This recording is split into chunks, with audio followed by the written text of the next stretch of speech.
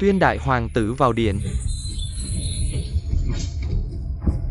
Đây chính là hoàng tử được tìm thấy từ khu ổ chuột, nghe nói là một đứa bé dễ thương đến mức có thể giết cả mẹ nuôi. Ôi, nói cẩn thận đấy. Vốn dĩ ta là thái tử Đông Cung, nhưng khi sinh ra đã bị bà đỡ đánh tráo, lưu lạc ở khu ổ chuột suốt 18 năm, chịu đựng mọi điều xấu xa và nhục nhã nhất trên đời. Nhanh lên, còn tưởng mình là hoàng tử ăn sung mặc sướng à? Cả đời này ngươi chỉ xứng là một đứa bé dễ thương bị người ta sai khiến. Còn con trai ta đang mạo danh ngươi ở trong cung điện của ngươi. Ha ha, chẳng mấy chốc sẽ trở thành thái tử. Ha ha. Hủy hoại cuộc đời ta mà không chút hối hận. Ngươi dám trừng mắt với ta? Nhìn ta.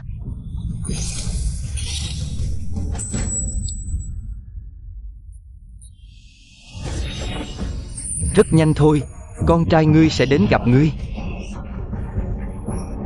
Hôm nay trở về, ta sẽ lấy lại tất cả những gì vốn thuộc về ta.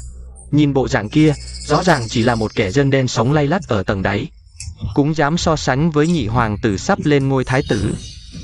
Láo xược, đây là đại hoàng tử điện hạ, dám ăn nói bừa bãi. Dẫn đường. Nếu không muốn bị chà đạp, phải đứng trên đỉnh quyền lực. Hoàng quyền mới là bức tường bảo vệ.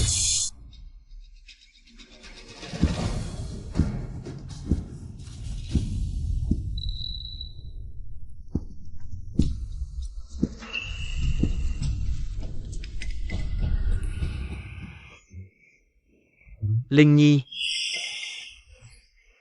giống hệt như Trẫm lúc trẻ.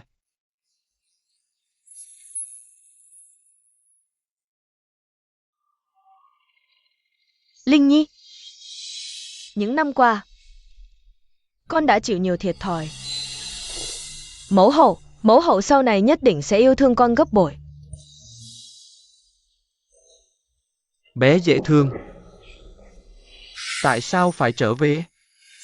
Tiểu Trần, mẹ ngươi khiến ta lưu lạc khu ổ chuột 18 năm, còn ngươi lại an nhiên hưởng thụ cuộc sống vốn thuộc về ta. Trò hề chiếm tổ chim sẻ nên kết thúc rồi. Hoàng huynh đã trở về.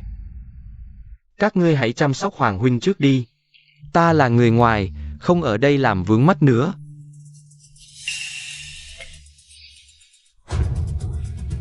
Tiểu Trần.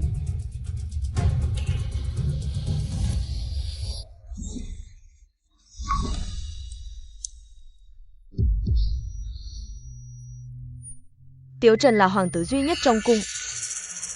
18 năm qua, được nung chiều như trăng sao, nên tính cách ngây thơ lại nhạy cảm. Ngươi đừng so đo với nó. Nếu ta nhất định phải so đo thì sao? Ngươi nói gì?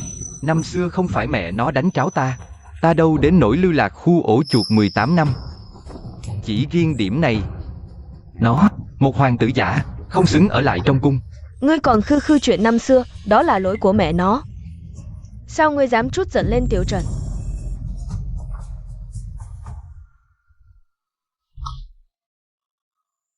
Liner, phụ hoàng đã nuôi dưỡng hắn 18 năm. Đã xem như con đẻ. Hơn nữa hoàng đệ của ngươi, trên thế gian này chỉ còn lại chúng ta. Những người thân này. Nỡ nào để hắn lang thang cô độc bên ngoài chứ? Phụ hoàng thương hắn. Vậy tâm tư của nhi thần, phụ hoàng có để ý không? Bị tước đoạt 18 năm cuộc đời, ta sống như ở cống rãnh. Một con chuột bị mọi người đuổi đánh. Còn hắn lại thoải mái chiếm đoạt cuộc đời của ta. Hiện tại ta đã trở về, các ngươi lại còn muốn hắn ở lại hoàng cung, chiếm đoạt tất cả những gì thuộc về ta. Liner, ngươi muốn phụ hoàng làm thế nào? Ta có thể để hắn tiếp tục ở lại hoàng cung, nhưng việc thái tử, xin phụ hoàng hãy suy nghĩ lại. Dù sao hắn chỉ là một đứa con nuôi không thuần huyết mạch, còn ta mới là chính thống. Không được. Đã hứa lập Xiao Chen làm thái tử, đột nhiên thay đổi, hắn không chịu được sự ủy khuất này. Vậy ta chịu được sao? Cũng phải, 18 năm bị tước đoạt. Ta như một kẻ ngốc, bị người ta sai khiến, nếm đủ mọi nhục nhã, ngay cả một bát cơm cũng không có mà ăn, đều là xa xỉ. Ta đã bị mài mòn đến thô ráp. Tất nhiên chịu được. Liner, Phụ hoàng, nếu ngươi nhất định thiên vị hoàng đệ, vậy ta sẽ trở về khu ổ chuột tiếp tục chịu rét chịu đói. Ít nhất, ở đó, không có tình thân giả tạo. Cũng không còn hy vọng. Liner.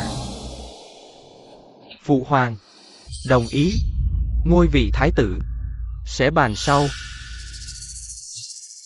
Chỗ mềm nhất của lòng người, không gì ngoài hai chữ ấy nấy. Ta sẽ dùng lưỡi dao sắc này, từng chút một, lấy lại tất cả những gì đã mất. Việc thái tử sẽ quyết định vào ngày khác. Phụ hoàng. Những năm này, tôi nợ Liner quá nhiều. Liner, em đã vất vả suốt chặng đường dài. Hãy nghỉ ngơi đi. Linh Nhi, cung điện mà em chuẩn bị cho Liner là cung nào? Thưa phụ hoàng, con đã sắp xếp cho anh ấy. Điền Thận Hành. Mong anh ấy sau này cẩn trọng trong lời nói và hành động, không kiêu ngạo, cũng không vượt quá giới hạn. Vậy cung điện của Xiao Chen là? Điện Thừa Càn. Phụ hoàng. Điện Thừa Càn. Thừa ý trời, tiếp nối cương thường, vốn là nơi ở của thái tử. Con muốn trở về Điện Thừa Càn. Ý của con là gì? Điện Thừa Càn là nơi Xiao Chen đã quen ở, làm sao có thể thay đổi tùy tiện. Chiếm tổ chim khách đã lâu, đã đến lúc nhường chỗ. Hoàng tỷ, thần đệ sẽ đến Điện Thừa Càn nghỉ ngơi. Ngồi. Liner. Ôi! Mẫu hậu, con chưa từng nghĩ đến việc tranh giành ngôi thái tử. Chỉ muốn ở lại trong cung, bên cạnh mẫu hậu và phụ hoàng. Nhưng trong lòng hoàng huynh, rốt cuộc không chấp nhận con. Nếu vậy, con sẽ đi ngay, không để mẫu hậu và phụ hoàng khó xử. Xiao Chen, con và Liner đều là máu thịt của mẫu hậu. Gia đình này, thiếu ai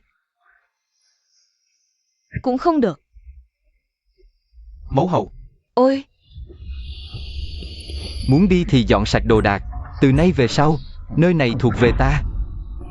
Liner, con nói gì vậy? Không ai có thể đuổi Xiao Chen đi. Hoàng tỷ.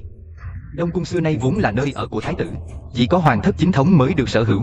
Chủ nhân đã trở về, không nên trả lại cho chủ cũ sao? Mẫu hậu. Xiao Chen, mẫu hậu sẽ làm chủ cho con. Liner, hoàng tỷ đã chuẩn bị sẵn cung điện cho con. Sao con không yên tâm ở lại đi? Sao lại phải tranh chấp với Tiểu Trần nữa? Hơn nữa, Tiểu Trần ở Điện Thừa Càn, ở lâu đã thành thói quen rồi, nghe chưa? Mau đi đi. Phụ hoàng, Nhi thần là dòng dõi hoàng tộc, nhưng bây giờ lại bắt Nhi thần ở điện bên, con bảo phải cẩn trọng từng lời nói, để kẻ không thuần chủng kia chiếm giữ Đông cung, như vậy có hợp quy củ không? Tiểu Trần tuy không phải con đẻ của mẫu hậu, nhưng tình cảm hơn 10 năm, sớm đã thành người nhà. Con không nghĩ đến cảm xúc của anh ấy sao? Con cũng là người thân của phụ hoàng mà, vậy tại sao mọi người không nghĩ đến cảm xúc của con? Con. Hoàng tỷ. Mẫu hậu. Hoàng huynh đã không chấp nhận em đi là được. Đừng vì em mà làm mất hòa khí. Tiểu Trần không cần đi, đây là nơi của con, không ai có thể cướp đi. Linh Nhi.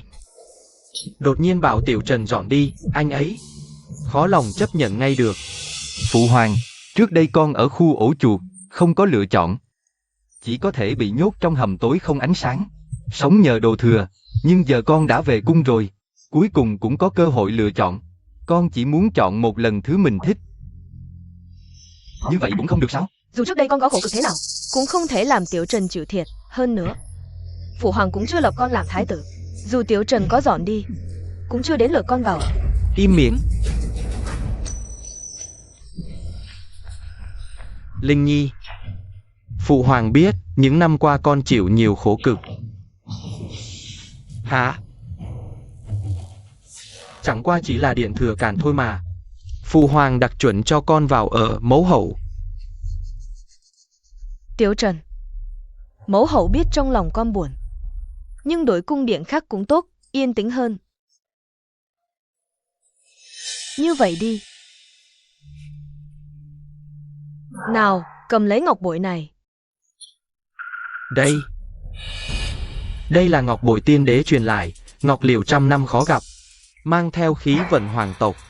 Không được, vật này quá quý giá, nhi thần thật sự không dám nhận.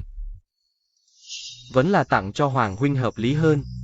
Tiểu Trần, em quá lương thiện rồi, yên tâm đi. Linh Nhi vừa mới về cung, hắn sao xứng đáng. Món trang sức quý giá như vậy, này, em cầm lấy. Cái này, như vậy không tốt lắm đâu. Cảm ơn mẫu hậu ban thưởng, con trai lần đầu tiên nhận được món quà của mẫu hậu. Con trai nhất định sẽ bảo quản cẩn thận. Linh Nhi,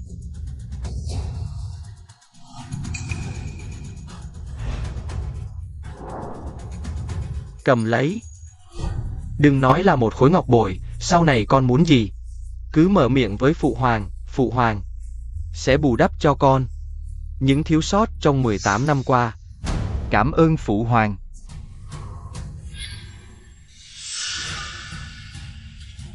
Tiểu Trần. Hả? Tiểu Trần, con nhất định phải cướp đoạt mọi thứ của Tiểu Trần mới cam lòng sao? Linh Nhi, con. Phụ hoàng, con có phải là không xứng đáng với khối ngọc bội này không? Nhưng con cũng là con của mẫu hậu. Con cũng muốn nhận được món quà của mẫu hậu. Ôi trời! Linh Nhi, con không có lỗi. Mẫu hậu và hoàng tỷ dường như đều thiên vị Tiểu Trần hơn. Họ dường như chưa bao giờ quan tâm đến cảm nhận của con. Phụ hoàng, con trai oan ức lắm. Linh Nhi, chỉ cần phụ hoàng còn ngồi trên ngai vàng một ngày, nhất định sẽ không để con chịu bất kỳ oan ức nào. Từ ngày mai, đến trường võ luyện công, đại hoang ta dựng nước bằng võ. Dù con là hoàng tử hay sau này làm thái tử, võ nghệ phải khiến mọi người nể phục, mới có thể gánh vác trọng trách. Đã họ coi con như rơm rác, con cần gì phải quỵ lụy, định bợ. Dù sao điều quan trọng nhất là lật đổ hoàng đế. Chỉ cần nhận được sự công nhận của hắn, hoàng quyền chỉ là vật trong túi.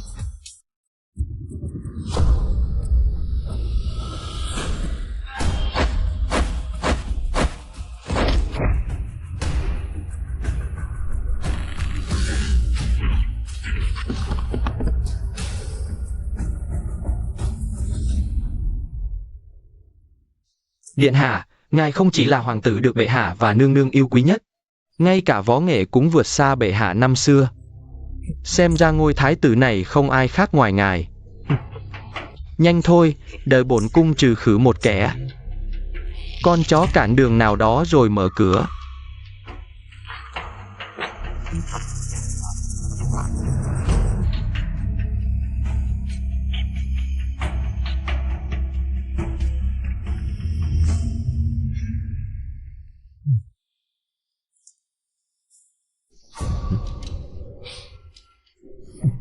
Hoàng huynh à, tiểu đệ không biết hôm nay ngài lại tới võ trường.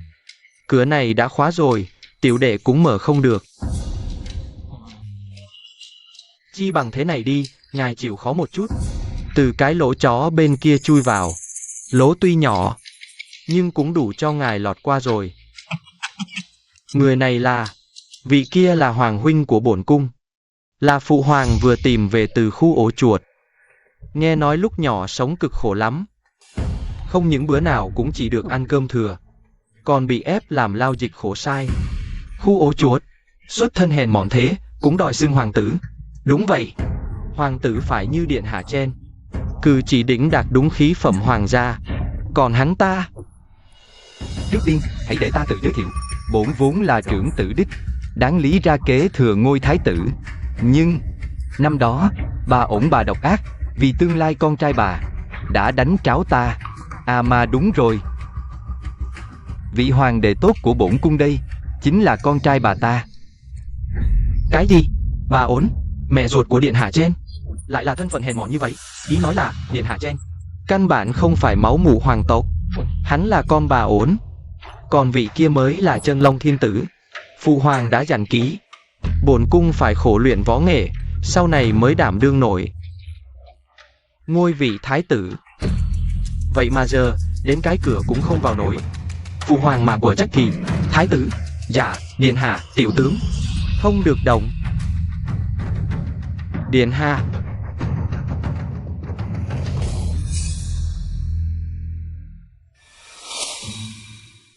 Hôm nay cửa này không mở được, ngươi chỉ có thể chui qua lỗ chó này.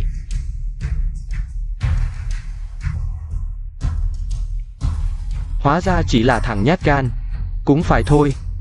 Vốn là kẻ sống lay lắt dưới đáy xã hội, còn dám đấu với ta? Hừ.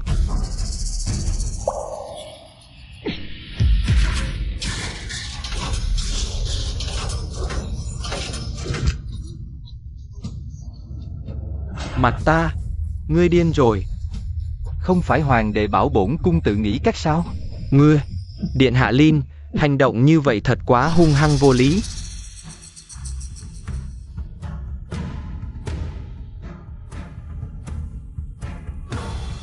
Mặt tướng Đính Nai Lang, yết kiến điện hạ. Đứng dậy đi.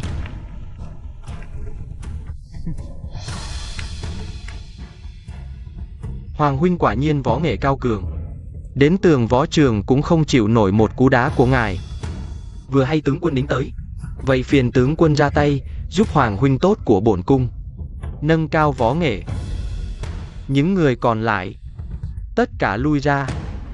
Tuân lệnh.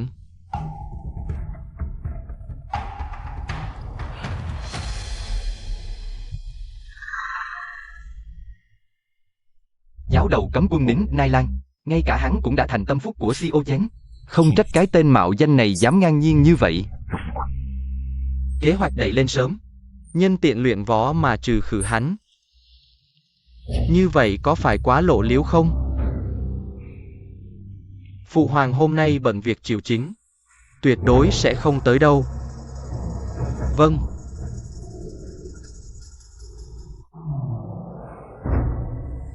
Đại hoang ta dựng nước bằng võ nghệ. Điện hạ là trưởng tử, càng nên tinh thông võ nghệ. Chi bằng để lão thần cùng điện hạ thỉnh giáo đôi chút. Tướng quân Niang võ nghệ cao cường, nếu làm bản cung bị thương, ngươi biết hậu quả đấy. Điện hạ yên tâm, lão thần tử có chừng mực.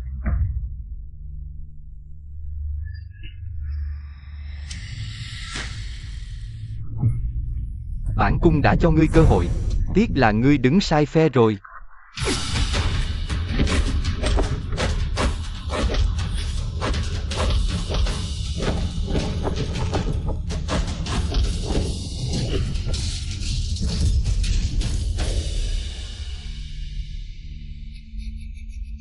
Hừ, chỉ có chừng này bản lĩnh sao? Hoàng đệ, ngươi nuôi một con ngốc không biết cắn người à? Láo xược. Ngươi mới láo xược. Một tên mạo danh, một thằng ngốc. Cái gì? Tưởng cung điện này là chỗ cho các ngươi tùy tiện à? Nói thêm một câu xem. Xảo. Bị chạm đúng chỗ đau nên chỉ biết ném đồ thôi à? Hay là ngồi lâu trên vị trí này nên thật sự nghĩ mình là hoàng tử thật rồi hả? Giết hắn ta. Cá đã cắn câu rồi. Phụ hoàng, hôm nay Nhi thần lần đầu tập võ, nên muốn mời phụ hoàng tới chỉ giáo đôi chút. Nhưng hôm nay việc nước bận rộn.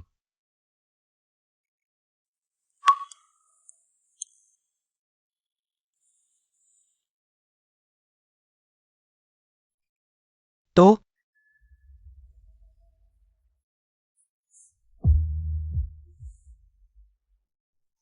Phụ hoàng nhất định sẽ đúng hẹn. Nhưng e rằng phải tới giờ thân mới tới được. Chỉ cần phụ hoàng tới, Nhi thần đợi bao lâu cũng cam lòng. Khi phụ hoàng tới nơi, ngài sẽ thấy rõ bộ mặt giả tạo của ngươi. Bẩm bệ hạ, xe ngựa đã chuẩn bị xong. Mẫu hậu, nghe nói, Tiểu Trần và Lâm Nhi đang luyện võ ở võ trường. Thật tốt quá, Lâm Nhi rốt cuộc cũng hiểu. Tiểu Trần tính tình không xấu. Một nhà chúng ta nên hòa thuận với nhau. Khởi giá, tới võ trường.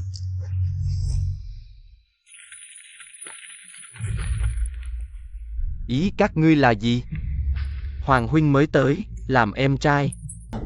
Tất nhiên phải dạy ngươi quy củ, đừng có. Nhưng ý nghĩ không nên có về ngôi thái tử.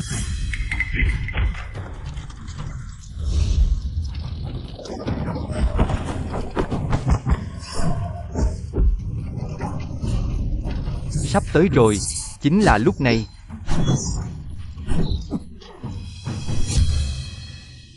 À.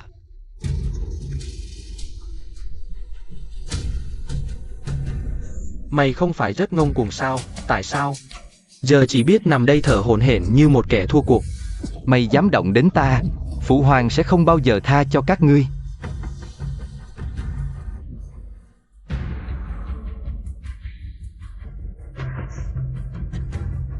Ta chỉ cần bịa ra lý do vô ý gây thương tích.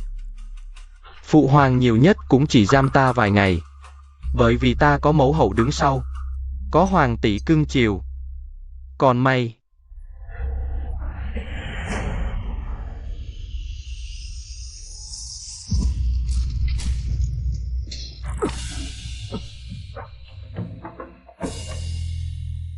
Một kẻ nhỏ bé bò ra từ xóm nghèo. Từ đầu đến cuối đều chỉ có một mình. Ai sẽ bảo vệ mày chứ?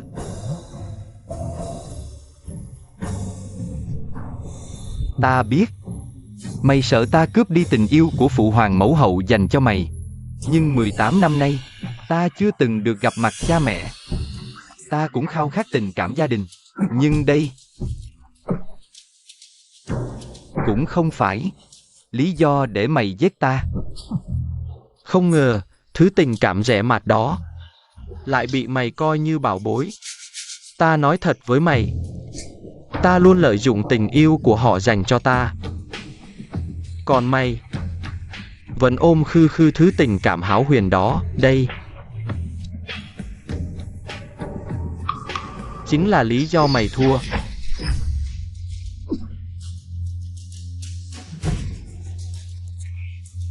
Ngày trở về cung, mày nên hiểu, ngôi thái tử vốn thuộc về ta. Một kẻ nhỏ bé từ dân đen cũng dám tranh sủng. Còn muốn lừa Phụ Hoàng lập mày làm thái tử, mày đáng lẽ nên mục nát trong xóm nghèo làm mồi cho chó.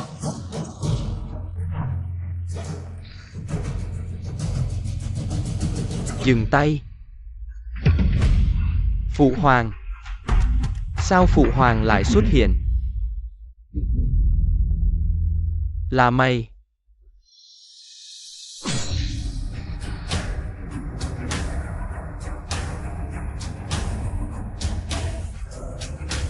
Dùng thân vào cuộc khiến mày mất sủng. Đây chỉ là bước đầu tiên. Dừng tay. Mày và người mẹ độc ác đó nợ ta 18 năm. Ta sẽ từng chút một, cả máu lẫn nợ, đòi lại hết. Đây, chuyện gì đang xảy ra? Phụ Hoàng, Nhi thần. Hoàng đệ đương nhiên không nói ra được, bởi vừa rồi hắn muốn giết Nhi thần. Ta không có. Hoàng huynh, sao huynh có thể vu khống người ta như vậy? Tiểu Lâm, ngươi đừng có vu khống Tiểu Trần. Tính hắn vốn thuần khiết lương thiện, đến cả thỏ cũng không nỡ làm hại. Sao có thể giết anh trai? Thuần khiết, lương thiện. Ta muốn vào võ đường, hắn bảo người khóa chặt cửa lại, bắt ta chui qua lỗ chó bên cạnh. Vì hắn nói, đó mới là con đường dành cho kẻ hèn mọn như ta. Ta muốn hỏi, chẳng lẽ sinh ra ở dân gian thì đương nhiên phải thua kém người khác, phải chịu nhục nhã như vậy, rồi khi không làm nhục được ta, lại bảo những người này đến sỉ nhục ta, thấy ta phản kháng, lại dùng đao kiếm thật, muốn giết ta. Đây là thuần khiết lương thiện như ngươi nói sao? Ngươi nói bậy. Hắn sao có thể làm vậy chứ? Ta nói bậy. Nếu không được hắn đồng ý ngầm, những người này dám ra tay độc ác với một hoàng tử sao? Tiểu Trần, những lời Hoàng huynh nói có đúng không? Con không làm thế, con không bảo hắn chui lỗ chó, càng không bao giờ nghĩ đến việc giết hắn. Vậy tại sao ngươi cầm kiếm chĩa vào Hoàng huynh? Không phải con muốn hại Hoàng huynh, là tướng quân Niên, hắn ra tay không biết nặng nhẹ. Kiếm suýt đâm trúng tim Hoàng huynh, con vội vàng chạy đến định giật kiếm, trong lúc hoảng loạn, kiếm chĩa nhầm hướng. Thành ra làm Hoàng huynh bị thương, con thật sự muốn cứu Hoàng huynh mà. Điện hạ sao có thể? Tướng quân Niên, Sổ sách tham ô quân nhu của ngươi còn ở trong tay ta, ngươi nhận tội. Ta sẽ hết sức bảo vệ ngươi. Ngươi không nhận, thì cùng chết với nhau. Bệ hạ nóng giận, Tiếu Trần vốn nhút nhát, sao dám động lòng giết Lâm Nhi chứ? Tướng quân Niên, còn không mau giải thích rõ với bệ hạ. Bệ hạ, đều là lão thần lúc tỉ thí không biết tiết chế, làm Lâm điện hạ bị thương. Việc này không liên quan đến Trần điện hạ, đều là lỗi của lão thần. Ngươi, chấm vốn tin ngươi chín chắn, vậy mà ngươi lại làm hại Hoàng Nhi yêu quý của chấm, thật khiến chấm quá thất vọng. Đánh 50 chưởng, phạt bổng 3 năm. Lão thần tuân chỉ. Lâm Nhi, phụ hoàng xử lý như vậy, con có hài lòng không? Phụ hoàng, tướng quân Nian suýt chút nữa đã đâm chết Nhi thần. Dưới phạm thượng, mắt không có quốc pháp, sao có thể nhẹ nhàng tha thứ như vậy? Xin phụ hoàng, hãy vì Nhi thần làm chủ, bắt hắn vào chiếu ngục. Phụ hoàng, không thể để hắn muốn làm gì thì làm. Tướng quân Nian là công thần từng giữ gìn biên cương đại hoang, sao ngươi có thể vì chút hiểu lầm này mà bắt hắn vào chiếu ngục? Đúng vậy bệ hạ, tướng quân Nian chiến công hiển hách, nếu trừng phạt nặng, e rằng sẽ làm rối lòng quân sĩ. Thì ra, trong mắt mẫu hậu và hoàng tỷ, mạng sống của đứa con ruột này còn không bằng một tên tướng quân dưới phạm thượng kia quan trọng.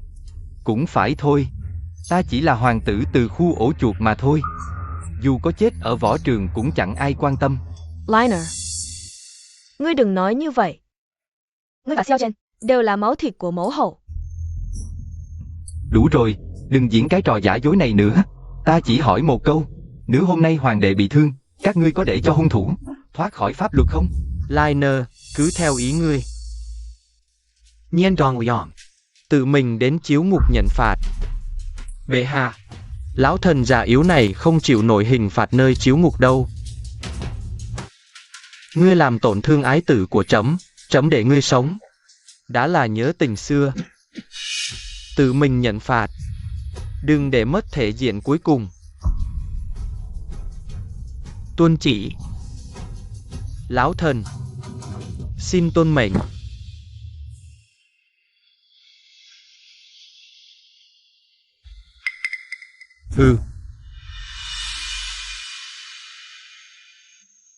Hoàng huynh, tướng quân Nian đã phục pháp rồi, ngươi hết giận chưa? Ngươi có thể bắt tướng quân Nian làm con dê tế thần, nhưng chẳng lẽ ngươi không có lỗi sao? Ngươi là hoàng đệ của ta, ngươi lại đứng nhìn lạnh lùng, dung túng bọn họ nhục mạ ta. Nếu không đến mức này, ta đâu đến nổi ra nông nổi này. Ta nói, phụ hoàng.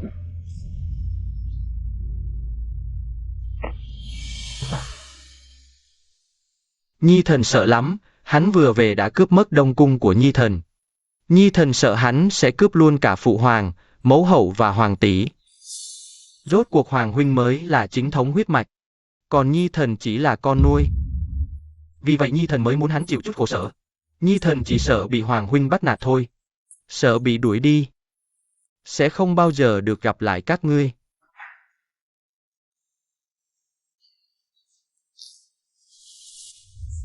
Mẫu hậu sao có thể bỏ con được?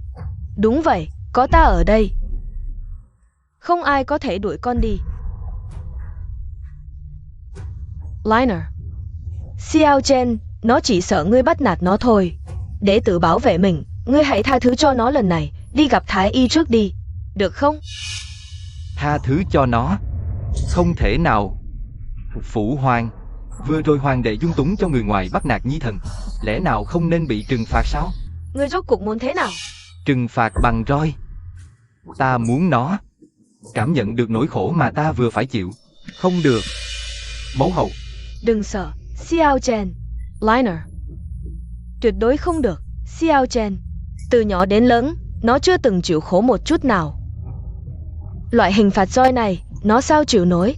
Liner, Xiao Lin, sao ngươi có thể độc ác như vậy? Chỉ vì bản thân bị thương một chút, mà cũng phải bắt Xiao Chen giống như người. Phụ hoàng, nếu để trong cung, nhìn thấy Xiao Chen bị trừng phạt, thì đặt phẩm giá của hoàng tử vào đâu? Xiao Chen thu tròn CAO, hoàn toàn không thể chấp nhận được. Phụ hoàng, nó Liner. Thôi được rồi.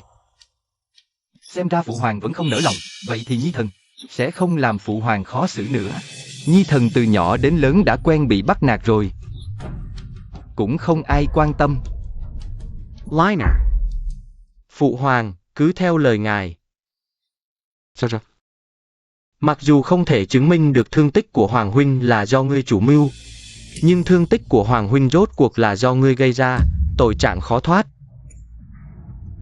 Phạt roi 30 chưởng. Phụ hoàng, quỳ xuống nhận phạt.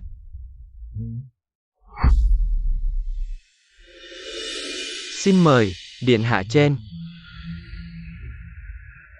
Tạ ơn phụ hoàng đã làm chủ cho Nhi thần. Nhi thần biết ngay mà, cả thiên hạ chỉ có phụ hoàng là tốt với Nhi thần. Liner. Là phụ hoàng không thể bảo vệ con chu toàn. Linh Nhi, giờ có thể yên tâm đi xem thương tích chưa? Nếu con có mảy may tổn hại, phụ hoàng trong lòng sẽ không yên đâu. Vâng, Nhi thần xin nghe lời phụ hoàng. Tướng quân Niên đã phục vụ Đại Hoang nhiều năm, Tiểu Trần lại càng là bảo bối trong lòng bọn họ. Phụ hoàng đương nhiên sẽ không thật sự lấy mạng bọn họ, nhưng qua lần này mục đích đã đạt được, vừa giết ghe dọa khỉ, uy hiếp đảng phái Tiểu Trần, lại để cả triều đình thấy rõ rốt cuộc ai mới có tư cách tranh đoạt ngôi vị thái tử.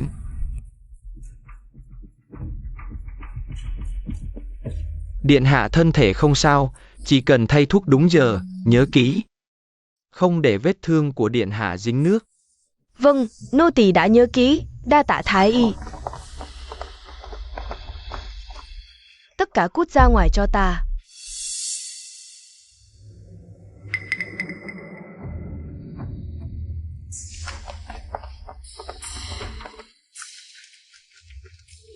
Tiểu Lâm, trước tiên không nói đến việc ngươi trừng phạt.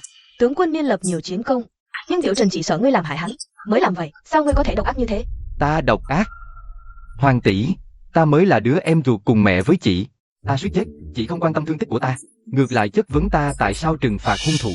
Có đứa em như ngươi mới là nỗi nhục. Những ngày ngươi trở về cung, chưa làm được việc thực sự nào cho Đại Hoang. Ngươi dựa vào gì so với tướng quân Niên lập nhiều chiến công, huống chi là Tiểu Trần. Thì ra trong mắt hoàng tỷ, mạng sống của ta còn không quan trọng bằng một kẻ ngoài. Vậy ta muốn hỏi một câu. Nếu hôm nay là Tiểu Trần bị bắt nạt, chị sẽ làm thế nào? Ngươi đừng giả bộ đáng thương. Tiểu Lâm, ngươi rõ ràng là ghen tị với Tiểu Trần, mới cố ý mượn cớ tướng quân Niên để gây sự. Tiểu Trần ngây thơ như vậy, ngươi không thể nhường nhịn hắn một chút sao? Ta không đuổi hắn ra khỏi cung đã là khoan dung lớn nhất. Thúy Thúy, tiễn khách. Tiểu Lâm, ngươi cứ nhất định phải bắt nạt hắn phải không? Tại sao? Dù ta có nói nhiều thêm nữa, thì có tác dụng gì chứ? Dù sao chị cũng chỉ biết thiên vị mù quáng, cái tên em trai giả tạo đó, không phải sao? Công chúa điện hạ nhà ta cần tĩnh dưỡng, xin mời về. Tiểu Trần kinh doanh nhiều năm, căn cơ đã sâu, không chỉ dỗ dành công chúa, còn gây dựng phe cánh trong quân đội. Ngay cả tướng quân Nian là bậc lão thần cũng dám đứng về phía hắn. Muốn tranh ngôi thái tử, đơn thương độc mã rốt cuộc không được. Cui cui, chuẩn bị kiệu, ta vào gặp phụ hoàng. Bổn vương muốn xin ân xá cho tướng quân Nian. Nhưng, ngài vừa bảo hoàng thượng phạt ông ấy, sao giờ lại muốn tha? Hừ.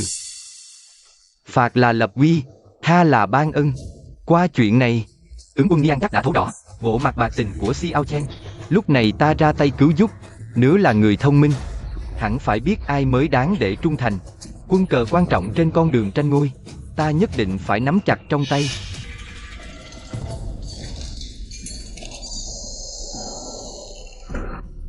Tướng quân Nian, ngươi có thể ra ngoài rồi. Ra ngoài? Nhưng hoàng thượng không kết tội thần sao? Nghe nói là đại hoàng tử đã xin ân xá cho ngài trước mặt hoàng thượng. Điện hạ, trước đây ngài và tướng quân Nian từng có hiềm khích ở võ trường, dù đã xin ân xá cho ông ấy, nhưng căn cứ thái độ trước đây của ông ấy, e rằng sẽ không đến tạ ơn. Ông ấy sẽ...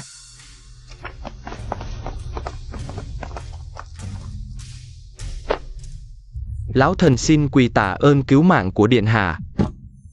Ta có chút việc cần nói với tướng quân Nian, ngươi lui xuống trước đi. Tuân lệnh. Nếu không có điện hạ xin ân xá trước mặt hoàng thượng, mạng lão thần chắc đã mục nát trong ngục rồi. Tướng quân là nhân tài của Đại Hoang, bổn cung không muốn vì ngươi đứng sai phe, theo nhầm người mà hủy cả đời. Nhưng trước đây ngươi giúp Xiao Chen đối phó ta, món nợ này ta cũng chưa quên. Lão thần ngu muội quá. Thang Nai Sao Trần kìa. Trước khi đổ lỗi thì hứa bảo vệ, sau sự việc mặt cũng không lộ. Ngược lại điện hạ, vừa biết thưởng phạt, lại có lòng khoan dung. Từ nay về sau, mạng lão thần này là của điện hạ. Theo Xiao Chen chỉ bị làm vật hy sinh. Theo vị này mới có đường sống, mới có công phò long.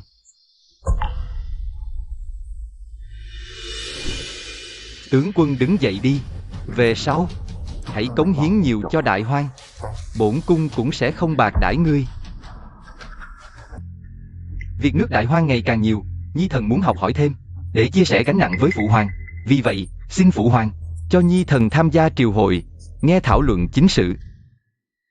Nhưng con mới về cung, e rằng không hợp quy củ lắm. Con trai hiểu rồi, vị hoàng tử vừa mới trở về cung này, không nên đòi hỏi được tham gia triều chính. Nhưng con thấy hoàng đệ thường xuyên cùng phụ hoàng lên triều, học hỏi bên cạnh, trong lòng con cũng khó tránh khỏi ghen tị. Hơn nữa, cùng là hoàng tử, con cũng muốn sớm học được bản lĩnh, không để phụ hoàng thất vọng. Hả? Cũng phải. Dù con mới về cung, nhưng con vẫn là hoàng tử. Lẽ ra phải học việc nước, sau này mới có thể chia sẻ gánh nặng với trẫm. Được rồi, ngày mai cứ theo trẫm đi. Con cảm ơn phụ hoàng, con nhất định sẽ chăm chỉ học tập, cố gắng, sớm ngày giúp phụ hoàng giải quyết khó khăn. Nhân tiện, khi nào con khỏe hơn, đi gặp mẫu hậu và Xiao Chen của con đi. Bảo Xiao Chen xin lỗi con cho tử tế. Một nhà, đừng lúc nào cũng căng thẳng, nghe lời phụ hoàng đi. Trên triều đình, chỉ cần thể hiện được thực lực, để các đại thần nhận rõ ai mới đáng để theo, họ tự khắc sẽ đứng về phe ta. Tiếp theo, nên xây dựng thế lực cho mình rồi. Xiao Chen, đừng khóc nữa. Mẫu hậu sao nỡ để con đi chứ? Đừng khóc nữa. Sao? Con có biết mình sai không? Phụ hoàng, con thật sự biết mình sai rồi, con thật là ngu muội. Không nên để hoàng huynh chịu oan ức, mong phụ hoàng đừng đuổi con đi. Sai rồi, khóc lóc không giải quyết được gì đâu, hoàng huynh bị tổn thương về thể xác, còn tổn thương hơn là tinh thần, xin lỗi hoàng huynh đi. Bệ hạ.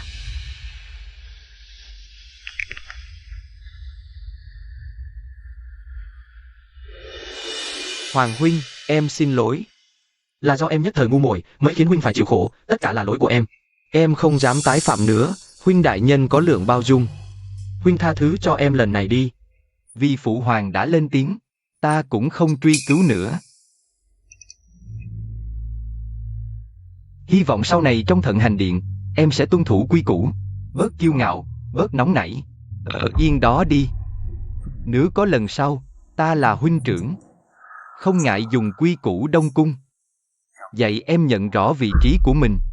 Tên Xiao Lin này không chỉ cướp cung điện của ta, còn dám dạy dỗ ta. Xiao Lin, đợi khi ta có cơ hội, nhất định sẽ xé xác ngươi ra, Xiao Lin.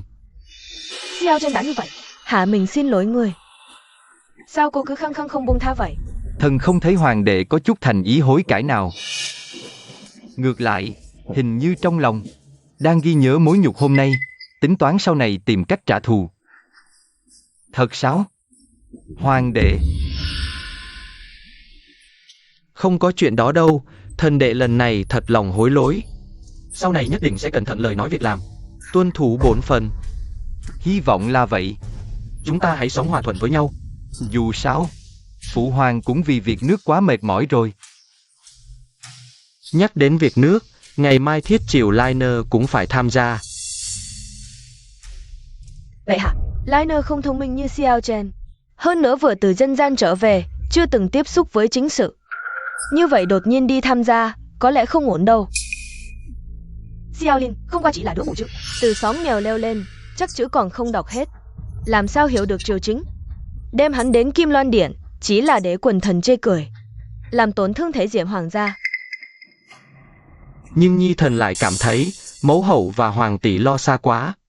Hoàng huynh ở dân gian nhiều năm, về dân sinh. Chắc chắn có kiến giải sâu sắc, có lẽ sẽ đưa ra những ý kiến mới mẻ cho triều đình.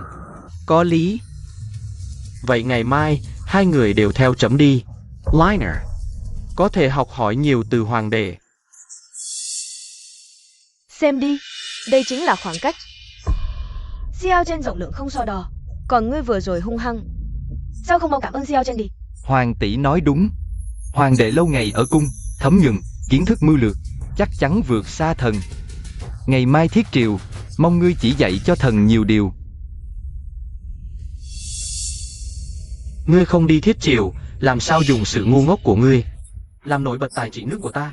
Đợi đến lúc ngươi làm trò cười trước quần thần, phụ hoàng tự nhiên sẽ thấu rõ ai mới xứng đáng đảm nhiệm trách nhiệm thái tử. Giang Châu đại hạn, đất đai khô cằn. Hàng chục vạn lưu dân tràn sang các châu quận lân cận. Các khanh có kế sách gì hay?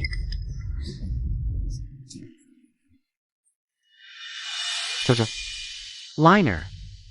Hai người đã nghe chính sự, hãy nói xem.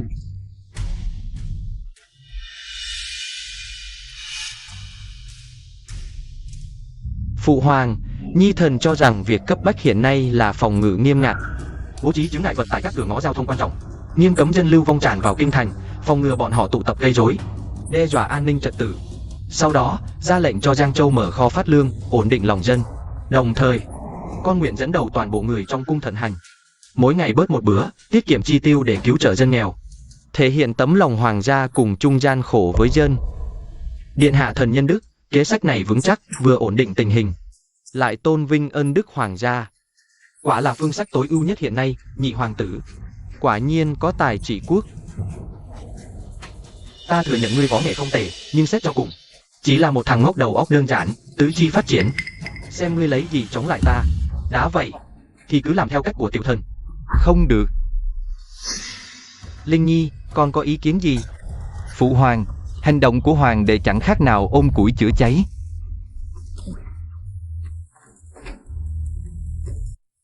Xem ra đại hoàng tử thật sự không hiểu thuật trị quốc.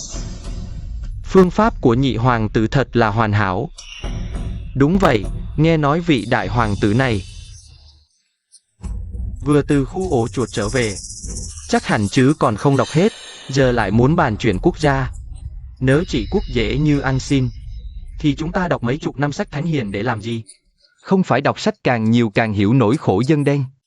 Việc nước không phải là lý thuyết trên giấy, mà là mảnh đất dưới chân, là nỗi khổ thực sự của dân chúng. Linh Nhi, vậy theo con thấy, việc điều quân chặn đường, thoạt nhìn là ổn định, nhưng thực chất là nhốt mấy chục vạn dân đói khổ vào một chỗ. Một khi biến động xảy ra, chỉ trong chốc lát sẽ thành ngọn lửa rừng. Lúc đó cần nhiều hơn nữa quân đội để trấn áp, thương vong càng lớn. Đó là điểm thứ nhất. Thứ hai, nếu Giang Châu có đủ lương thực, thì sao lại có dân lưu vong? Con từng nghe dân gian nói, sổ sách kho lương Giang Châu đầy đủ, nhưng thực tế 10 kho chính trống. Lúc này mở kho, không những không phát được lương, mà còn đánh động rắn, khiến bọn tham nhũng kịp thời tiêu hủy chứng cứ. Thứ ba, việc tiết kiệm chút ít trong cung, đối với mấy chục vạn dân nghèo, chẳng khác nào muối bỏ bể, chỉ có thể đổi lấy chút danh tiếng nhất thời, chẳng giúp ích gì cho thực tế. Oang Vina, những điều ngươi nói triều đình đâu phải không biết.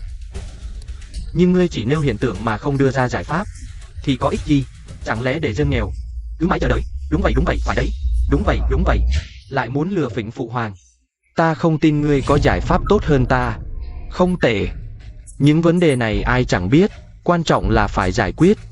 Chỉ nói mà không làm thì có ích gì? Đúng vậy. Phụ hoàng, đây là hiện tại. Có thể nghĩ ra cách an ủi dân lưu tán tốt nhất. Xem ra hoàng huynh thông minh hơn, có giải pháp tốt hơn. Liner, ngươi đã chỉ ra những vấn đề này, chắc hẳn trong lòng đã có kế hoạch, cứ nói ra đi. Tất nhiên, Nhi thần có hai kế. Hãy nói nghe xem. Kế trên là lấy công làm cứu đói, lập tức chiêu mộ dân lưu tán khỏe mạnh, triều đình cử thợ hướng dẫn, xây dựng thủy lợi, đào giếng sâu, sửa sang quan lộ, mỗi ngày trả bằng lương thực hoặc tiền công. Như vậy dân lưu tán có thể sống, triều đình có công trình, lại có thể làm nền tảng phòng chống thiên tai. Kế dưới, điều động toàn dân, xin hộ bộ lập tức tính toán lương thực dự trữ ở các châu phủ phong phú lân cận. Triều đình bỏ tiền mua với giá cao hơn thị trường một chút để thu mua lương thực, không phải điều động cưỡng chế. Như vậy thương nhân có lợi, sẽ tích cực vận chuyển lương thực. Nguồn lương thực tự nhiên dồi dào, cũng không ảnh hưởng đến dân sinh. Quả thật, lấy công làm cứu đói, biến dân bị nạn thành lao động. Không chỉ giải quyết khó khăn an cư, còn giúp dân sống. Việc điều phối toàn quốc cũng cân bằng nguồn lương thực và dân sinh. Suy nghĩ chu toàn. Đúng vậy, hai kế của đại hoàng tử rất hay. Vừa giải quyết khó khăn trước mắt, lại lo xa, thật là kế sách chín chắn. Tốt. Hay lắm lấy công làm cứu đói, hay lắm điều phối toàn quốc. Liner, chấm không ngờ ngươi về dân chính lại có kiến thức độc đáo như vậy.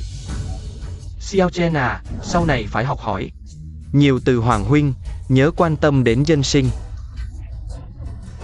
Đừng chỉ giới hạn ở công việc bề ngoài. Vâng. Đáng ghét, lại để cho thằng quê mùa này lên mặt. Xem ra ngươi đã chuẩn bị kỹ cho buổi thiết chiều này. Bệ hạ, thần có việc quan trọng tấu trình. Nạn đói ở Giang Châu mãi không giảm, không chỉ do thiên tai, mà còn do tham quan địa phương gây rối. Đã đổi lương thực ăn được thành cám. Cái gì? Cám? Đó là thức ăn thô cho gia súc, chúng dám lừa dân bị nạn. Đây không phải tham nhũng, mà là giết người như cỏ rác. Đáng xấu hổ, chúng dám làm chuyện hoang đường, mất hết lương tâm. Coi nhân phẩm dân chúng là gì? Thật đáng ghét. Phụ hoàng, nếu việc này không xử lý, e rằng sẽ làm lòng dân thiên hạ nguội lạnh.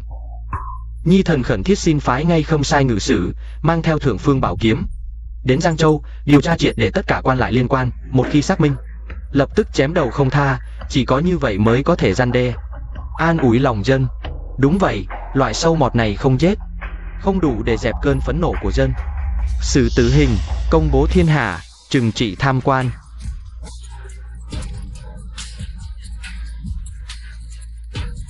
Đây là bản lĩnh của Nhi thần sau hơn 10 năm trong cung, thấm nhuần. Hiểu quy tắc triều đình, biết cách mượn thế lập uy, là thứ mà kẻ xuất thân từ tầng lớp dân đen như ngươi mãi mãi không thể học được. Ngươi lấy gì so với ta? Tốt. Truyền chỉ của trẫm, lập tức phái ngự sử Giang Châu. Tham quan này không bắt được. Liner, ngươi vừa nói gì? Chẳng lẽ ngươi muốn dung túng cho hành vi này? Hoàng huynh, ngươi to gan thật, dám làm cản bao che cho tham quan. Tham quan đổi lương là tội chết, hắn dám nói không bắt. Nếu việc này lộ ra, dân chúng còn chẳng chửi triều đình. Dung túng tham nhũng. Thật không hiểu đại hoàng tử nghĩ gì.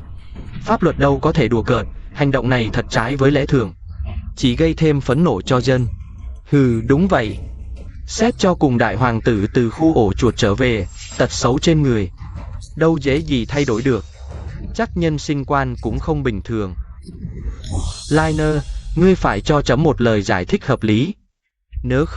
Nếu ngươi không nói rõ được, đừng nói văn võ bá quan trong triều không đồng ý, ngay cả trẫm cũng không thể dung túng cho ngươi nói bậy.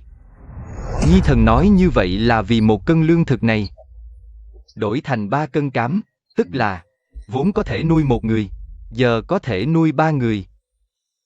Trước sinh mạng, chịu chút oan ức có là gì? Cám là để cho súc vật ăn, không phải cho người ăn. Ngươi sao có thể không coi trọng nhân phẩm của dân? Dân đói, còn là người không? Ngươi nói gì? Đại hoàng tử sao có thể nói ra lời vô nhân tính như vậy? Quốc gia bất hạnh thay. Đại hoàng thả. Lại có hoàng tử coi dân như cỏ rác.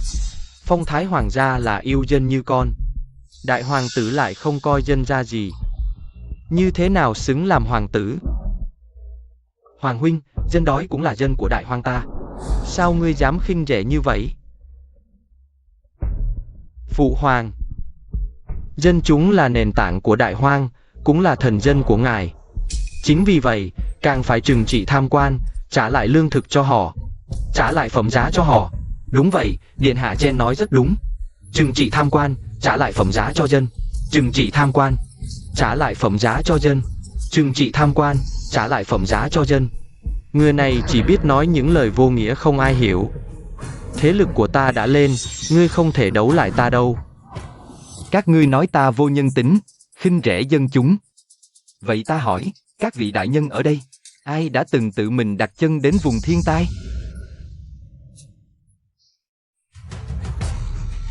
Là những vị đại thần an nhàn ở kinh thành, chỉ biết nói suông. Trên tấu chương chỉ biết bàn giấy, hay là ngươi? Từ nhỏ sống trong cung, ăn sung mặc sướng, ngay cả cảm giác đói cũng không biết là gì, hoàng tử à. Nếu ngươi thực sự đến vùng thiên tai, ngươi sẽ biết. Triều đình có cấp phát bao nhiêu đi nữa, lương thực cứu trợ luôn không đủ. Nếu không tìm cách thay đổi, những người dân vùng Giang Châu mà ngươi thấy, sẽ chỉ là một đống xương trắng. Vậy thì xin triều đình cấp thêm lương thực. Phụ hoàng sẽ không khoanh tay đứng nhìn. Những năm nay chiến tranh liên miên, ngươi thực sự nghĩ ngân khố giàu có như ngươi tưởng sao? Nhưng triều đình rõ ràng đã cấp tiền lương cứu trợ. Thần đã tra sổ sách Giang Châu, số tiền này không hề dùng cho dân, tất cả đều vào tay một người, tên là ông chủ Giao. Sao ngươi có thể bênh vực loại người này? Đúng vậy, đúng vậy. Nhóm người này hoàn toàn không biết tình hình thiên tai ra sao, nhưng lại cứ muốn trừng trị tham quan, sẽ gây hậu quả nghiêm trọng. Sao, Hoàng huynh biết mình không có lý? Không nói nữa. Tuy rằng vào túi hắn, nhưng đó cũng là bản lĩnh của hắn. Triều đình cấp tiền, hắn sinh ra nhiều hơn, dùng tiền tham nhũng đó, mua thêm cám, cứu thêm dân, giúp dân sống thêm vài ngày. Nếu không có hắn, xương trắng ở Giang Châu giờ còn nhiều hơn. Buồn cười, sao ngươi có thể mở mắt nói mò được? Còn biến tham nhũng thành cứu dân. Đúng, hai thứ này không thể lẫn lộn. Tham nhũng lẽ nào lại có lý sao? Đúng vậy, đúng vậy. Cứu dân trước hết phải cứu quan, quan không sống được, thì cứu dân làm gì? Vô lý. Đây là sự thật, hàng ngàn hàng vạn dân bị nạn. Ai phát lương cứu trợ cho họ? Là ngươi hay là ta? Vẫn phải dựa vào những quan lại lớn nhỏ. Không cho họ no, họ sao có thể phục vụ đất nước? Luận điệu xưa nay chưa từng có. Tham nhũng hối lộ. Mày còn biết đạo lý nữa à? Trong mắt mày còn có pháp luật triều đình không? Xin phụ hoàng minh xét. Phụ hoàng, nhi thần cho rằng nên tạm tha cho tên tham quan họ Triệu, bởi lúc này mới là thượng sách, hắn có thể ổn định tình hình thiên tai. Không đúng, Lâm Nhi, sao con lại quên? Tên tham quan họ Triệu đó.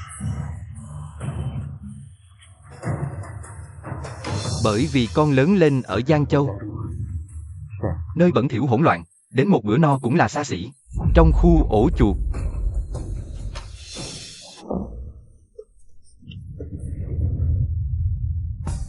chữ quan viết thế nào? Trên dưới hai cái miệng, phải no miệng trên trước mới no được miệng dưới. Con nói cho cha biết, con đã chứng kiến bao nhiêu sự thật đẫm máu, không phải thứ hoàng tử ăn sung mặc sướng như cha có thể hiểu. Xử lý nỗi khổ dân sinh, cha từng bắt vài tên tham quan là xong sao? Nhưng đây là dung túng cho tham nhũng. Mày thật vô phép vô tắc. Xưa nay, thanh quan thì ít, tham quan thì nhiều như các sông Hoàng Hà. Thanh quan như lông phượng, tham quan như các sông. Đúng vậy, nhi thần cho rằng con người không phải thánh nhân, ai cũng có tham sân sợ hãi kiêu ngạo. Đó là bản tính con người. Nhi thần nghĩ những quan viên lớn nhỏ ở đây, trong lòng đều giấu không ít chuyện.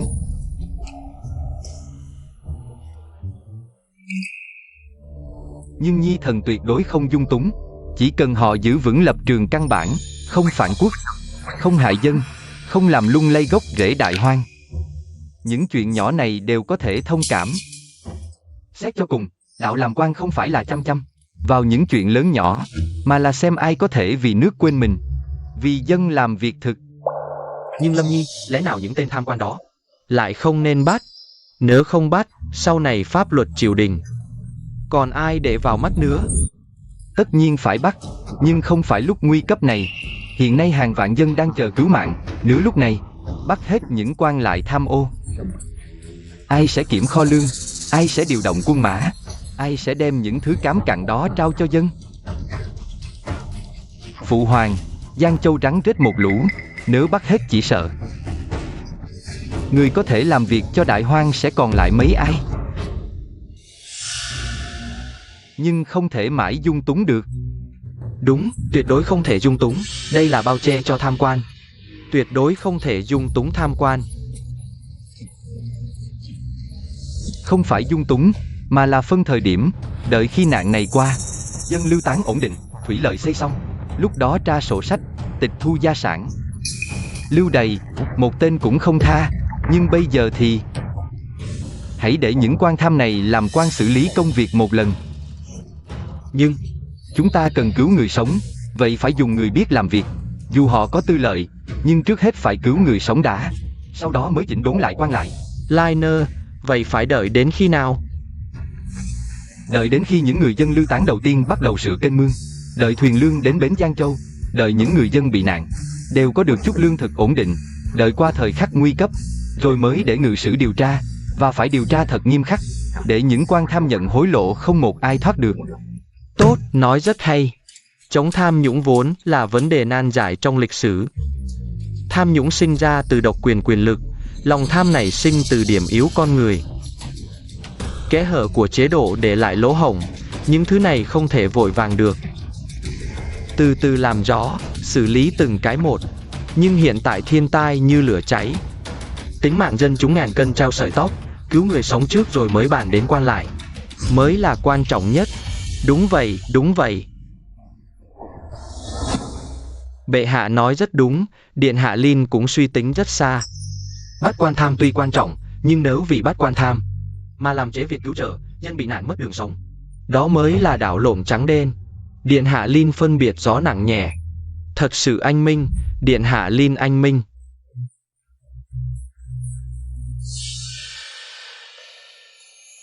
Liner, trước đây là phụ hoàng hiểu lầm con rồi, không ngờ con lại suy nghĩ xa đến vậy, thậm chí còn xa hơn cả những gì chấm nghĩ. Sao chuyện, hôm nay không phải Hoàng huynh học hỏi con, mà ngược lại, con nên học hỏi Hoàng huynh nhiều hơn. Học cách đặt dân chúng lên hàng đầu. Vâng, phụ hoàng. Con chỉ nhìn thấy bề ngoài của việc trừng trị tham nhũng, nhưng không bằng Hoàng huynh, có thể nhìn thấu bản chất của việc cứu dân. Thật sự nên học hỏi Hoàng huynh nhiều hơn. Con có biết con thua ở đâu không? Con thậm chí chưa từng nếm trải cái đói. Còn ta, bước trên xác chết đói, mới có thể sống đến ngày nay. Các khanh còn có tấu chương gì không? Nếu không có tấu chương, thì hôm nay báo. Nước sói phương Bắc đã điều động 10 vạn quân đến biên giới, đòi chúng ta nộp 1 vạn lượng vàng, 5 vạn tấm vải, 30 vạn thạch lương thực, cùng 2 thành trì ở phương Bắc, mới chịu rút quân. Nếu không thì sao? Nếu không sẽ san bằng biên giới Đại Hoang của chúng ta, tiến thẳng đến kinh thành. Thật quá đáng, lợi dụng lúc Đại Hoang suy yếu để cướp bóc. Cứ tưởng Đại Hoang dễ bắt nạt sao? Quá đáng. Thật là họa vô đơn chí, nội loạn chưa yên, ngoại xâm đã đến. Phải làm sao đây? Kho bạc trống rỗng, thiên tai như lửa. Nếu lúc này giao chiến với nước sói, hậu quả khó lường. Các khanh, nước sói quá đáng, là đánh hay hòa?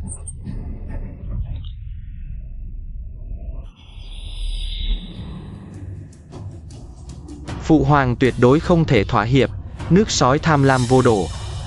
Nếu lần này nhượng bộ, chúng sẽ cho rằng Đại Hoàng ta yếu đuối dễ bị bắt nạt. Sau này chúng sẽ lấn tới.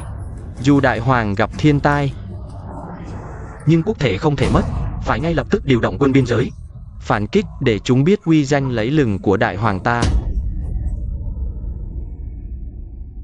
Vậy hạ, nhị hoàng tử nói rất đúng, quân biên giới ta há sợ cái nước sói nhỏ bé ấy. Thần nguyện thề sống chết báo quốc.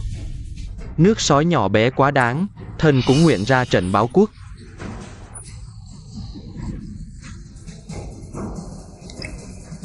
Người lớn lên từ tầng lớp dưới, quả là hiểu đôi chút về dân sinh. Nhưng luận binh pháp ngoại giao, người không bằng ta. Liner, ngươi nghĩ sao về việc này?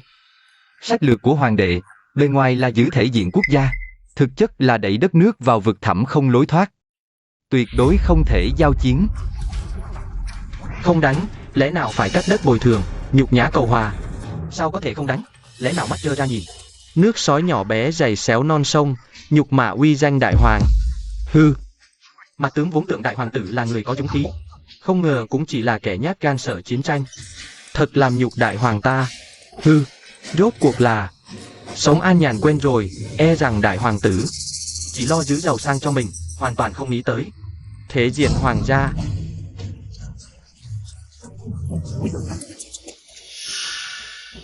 Chư vị tướng quân trung dũng đáng khen. Vậy ta xin hỏi, nếu khai chiến, lương thực điều từ đâu? Lấy từ Giang Châu đói khát đầy đường, hay từ kho quốc khố đang phải mua lương cứu trợ thiên tai?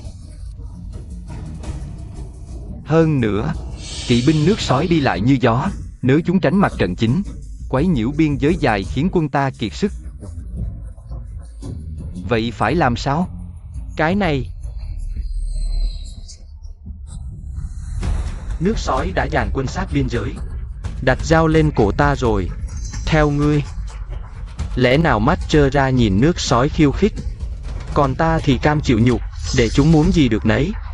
Ngươi còn chút khí tiết nào không? Khí tiết không phải là liều mạng nhất thời, mà phải chịu trách nhiệm với sinh mạng của hàng vạn binh sĩ và bách tính. Lúc này khai chiến, đúng ý nước sói, chúng chỉ mong ta. Nội ưu ngoại hoạn bùng phát, khi ấy, tiền tuyến khốn đốn, hậu phương dân chúng loạn, đại hoàng thực sự nguy nan. Liner, theo ngươi phải làm thế nào? Lẽ nào phải chấp nhận yêu sách của chúng? Dĩ nhiên không phải vô điều kiện. Hành động nước sói, bản chất là thừa nước đục thả câu, không phải muốn toàn diện khai chiến. Kế sách của Nhi thần là kéo dài và dọa. Thứ nhất, kéo dài. Cử đại thần biện luận giỏi đi đàm phán, phải phân tích rõ cho chúng. Đại hoang tuy bị thiên tai nhưng nền tảng chưa suy yếu, tuyệt đối không phải không thể khai chiến, cũng có thể lấy một ít vải vóc ra để tỏ thiện chí. Nhưng yêu cầu cốt lõi, tuyệt đối không nhượng bộ, cố ý kéo dài đàm phán, để chúng ta ổn định tình hình thiên tai trong nước, kéo dài thời gian. Ồ, vậy thứ hai là gì? Thứ hai là dọa, ra lệnh cho tướng giữ biên giới phía Bắc, giả vờ tăng quân, cắm nhiều cờ hiệu, ban đêm tăng bếp lửa, ban ngày tung bụi, tạo ra cảnh tượng đại quân áp sát, và tung tin đồn rằng chúng ta đã nhận được sự ủng hộ từ nước đồng minh Dalu, sẽ hợp lực tấn công nước sói, khiến chúng sinh lòng e ngại, không dám gây hấn. Diệu quá, chiến lược của đại hoàng tử tuy không nói đến chiến tranh, nhưng khắp nơi đều ẩn chứa thế công, biến bị động thành chủ động. Đúng vậy, đúng vậy. Tốt, thật là một kế hoán binh và dọa nạt hay, Liner. Ngươi không chỉ thông hiểu nỗi khổ dân chúng, mà còn am hiểu binh pháp mưu lược, đạo lý hư thực. Hai kế sách này không chỉ bảo toàn thể diện quốc gia, mà còn tránh được xung đột trực tiếp, lại còn giúp triều đình ta tiêu trừ nội hỏa, dành được thời gian quý báu. Đây quả là thượng sách. Ái chà, đúng vậy, xem ra đại hoàng tử so với nhị hoàng tử còn có tầm nhìn xa trông rộng hơn. Bệ hạ thánh minh, điện hạ Linh cũng thâm mưu viễn lược, thần đẳng khâm phục. Lập tức soạn chỉ, cứ theo kế sách của đại hoàng tử mà làm. Giao cho tể tướng và thượng thư bộ binh, lập tức tuyển chọn sứ giả, lập kế hoạch chi tiết, quân vụ biên giới phía Bắc, cứ theo kế sách của đại hoàng tử mà làm. Điện hạ Linh anh minh. Ngoại giao đấu trí, xưa nay không phải là chuyện đơn giản chiến hay hòa, mà là cuộc so tài tổng hợp giữa sức mạnh quốc gia và mưu lược, dũng khí của kẻ thất phu, chỉ làm hại nước. Điện hạ xin dừng bước, điện hạ. Những kiến giải của ngài về quốc sự vừa rồi, thật là cao minh, khiến hạ quan như được khai sáng, về sau trên triều đường. Mong điện hạ chỉ giáo nhiều hơn cho hạ quan. Đúng vậy, đúng vậy. Tầm nhìn độc đáo, đúng vậy, tầm nhìn độc đáo, điện hạ. Đây là trà mới hạ quan nhờ người tìm từ Giang Nam. Nếu ngài không chê, xin hãy giữ lại thưởng thức, nếm thử cho biết. Chư vị đừng cười, những lời vừa rồi chỉ là hoàn thành bổn phận của hoàng tử, không dám nói là dị giáo. Nếu chư vị thực sự muốn vì đại hoang làm việc, vậy thì sau này trên triều đường, hãy đề xuất nhiều chính sách có lợi cho dân. Đây chính là sự ủng hộ tốt nhất dành cho bổn cung và phụ hoàng. Điện hạ. Vừa rồi là hạ quan có mắt như mù, lại dám nghĩ một cách ngu xuẩn rằng điện hạ xuất thân dân gian, không hiểu quốc sử, là hạ quan hồ đồ. Mong điện hạ rộng lượng, đừng so đo với hạ quan loại người mắt nhìn như chuột này. Bổn cung không ghi nhớ người nói sai, nhưng không dung thứ người làm sai. Chư vị, hãy đặt tâm tư vào việc cống hiến cho quốc gia đi. Điện hạ khoan hồng lượng lớn, hạ quan xin cáo lui trước. Hạ quan cáo lui. Điện hạ, hôm nay biểu hiện trên điện, bệ hạ vui lắm rồi. Vừa rồi về thư phòng, còn nói với lão nô này. Nói ngài là hoàng tử biết chia sẻ nỗi lo với bệ hạ nhất. Qua mấy vòng đấu tranh, uy tín của ta trong triều đã vượt xa Tiểu Trần, ngay cả sự tín nhiệm của phụ hoàng cũng nghiêng về ta. Ngôi thái tử chỉ còn một bước nữa thôi. Bổn cung chỉ là làm chút việc thực tế cho đại hoang thôi. Tấm lòng nhân từ của điện hạ, lão nô đều thấy rõ. Chỉ là lúc nãy điện hạ Trần rời đi, sắc mặt không được vui lắm. Ngài vẫn nên để ý nhiều hơn. Sắc mặt hắn thế nào, liên quan gì đến bổn cung? Cái này, ban đầu, bổn cung nghĩ hắn an phận, rời khỏi Đông cung, không tranh giành nữa. Bổn cung cũng không so đo. Hắn cướp đi cuộc đời ta, nhưng hắn lại không biết điều. Vậy thì đừng trách bổn cung không lưu tình diện. Tiểu Lâm.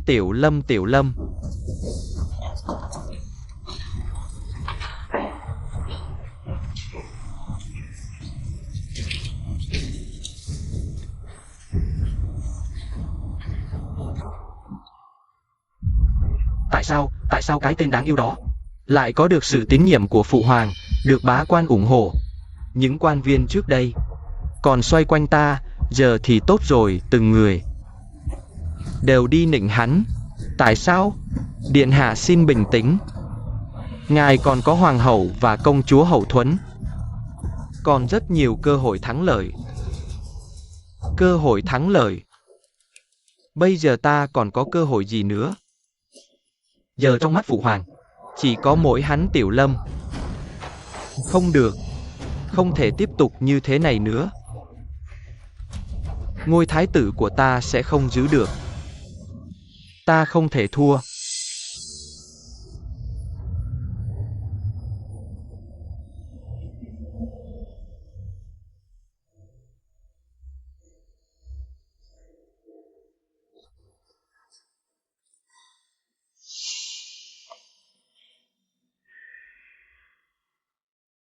Đi. Sắp xếp một cuộc gặp với tướng quân Niên. Hôm nay Lâm Nhi biểu hiện trên điện, chấm rất hài lòng.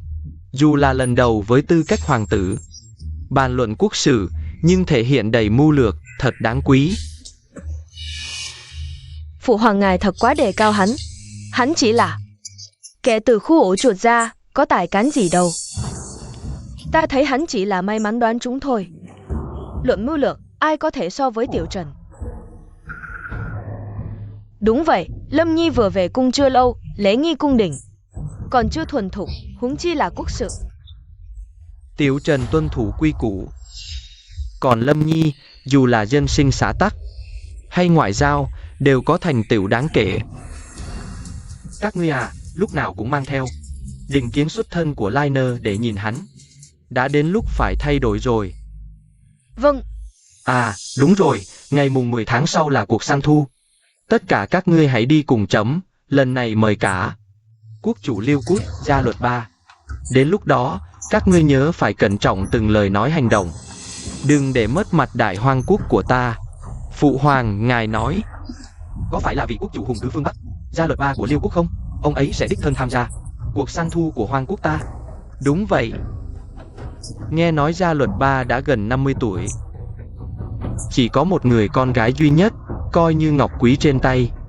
Lần này ông ấy đồng ý đến, có lẽ là muốn tìm cho con gái yêu một người chồng thích hợp. Liner, Tiểu Trần, hai người phải thể hiện thật tốt, nếu có thể định được môn hôn sự này, thì Đại Hoang và Liêu Quốc sẽ trở thành thông gia. Khi đó, biên giới sẽ không còn chiến tranh, quốc lực cũng sẽ thăng tiến. Tiểu Trần, mẫu hậu, đang mong chờ bé cháu ngoan đây. Con phải thể hiện tốt, đừng bỏ lỡ cơ hội này nhé. Vâng, mẫu hậu. Liêu quốc binh hùng tướng mạnh. Nếu có thể kết thông ra, chắc chắn sẽ giúp Đại Hoang hưng thịnh. Nhưng Tiểu Linh thì không cần đi đâu. Công chúa làm sao nhìn nổi loại người như hắn. Hoàng tỷ, chị lại ghét em đến vậy sao? Đương nhiên rồi, trưởng công chúa Liêu quốc tính tình cao ngạo, mắt không có bụi, ngay cả thái tử Kim Chi Ngọc Diệp các nước cũng không vào được mắt nàng. Em đến nghi thức cung đình còn không biết. Một bộ dạng nghèo hèn, làm sao nàng có thể nhìn chúng em? Chỉ có người xuất chúng như Tiểu Trần mới có thể được nàng liếc nhìn. Linh Di, chị nói lời gì thế? Liner có điểm nào không bằng Tiểu Trần? Liner, phụ hoàng tin con. Nếu có thể định được môn hôn sự này, chấm sẽ giao cho con quyền điều binh phòng thủ Kinh Kỳ. Đó là tận 3 vạn tinh binh đấy. Con nên biết trọng lượng của binh quyền này. Nhi thần nhất định sẽ dốc hết sức, không phụ kỳ vọng của phụ hoàng. 3 vạn tinh nhuệ. Xem ra phụ hoàng ngày càng thiên vị tên này rồi. Không được. Không thể để tình hình này tiếp tục. Quyền binh vệ thành kinh đô phải nắm trong tay. Điều này sẽ giúp ích rất nhiều cho vị trí thái tử. Phụ hoàng, không được. Hắn ta căn bản không hiểu gì về chỉ huy quân đội. Nếu giao cho hắn 3 vạn tinh binh, chỉ là lãng phí. Chi bằng giao cho Tiểu Trần, ắt sẽ có đại dụng. Linh Nhi, Tiểu Trần từ nhỏ theo thái phó học binh pháp, có thực tài. Con thì khác, chưa từng đụng đến việc binh đao, dù có binh quyền cũng khó mà điều khiển. Nghe lời mẫu hậu, để Trần Nhi đi tham gia là được rồi. Mẫu hậu, hoàng tỷ, con chưa học qua lễ nghi binh pháp, nhưng chưa học không có nghĩa là không có thực lực. Nói sung thì có ích gì? Ta thấy ngươi đến thu đi săn là gì còn không biết. Có bản lĩnh thì hãy thể hiện thực lực đi. Nhưng ta thấy ngươi chỉ làm nhục Đại Hoang, thêm trò cười mà thôi. Lại còn phá hoại tình hữu nghị hai nước. Khỏi phải bàn cái nữa. Linh Nhi, con muốn đi thì cứ đi. Mấy ngày tới, trẫm sẽ phái người dạy con. Đến lúc đó, con nhất định phải thể hiện thật tốt. Tạ ơn phụ hoàng, Nhi thần nhất định cố gắng hết sức, không phụ lòng phụ hoàng. Phụ hoàng gắn binh quyền và hôn sự vào thu đi săn. Ý đồ quá rõ ràng, đây nào phải cuộc săn bình thường. Rõ ràng là lấy Giang Sơn và hậu tộc làm mồi cược, để thử ta và Tiểu Trần, ai xứng đáng ngôi thái tử.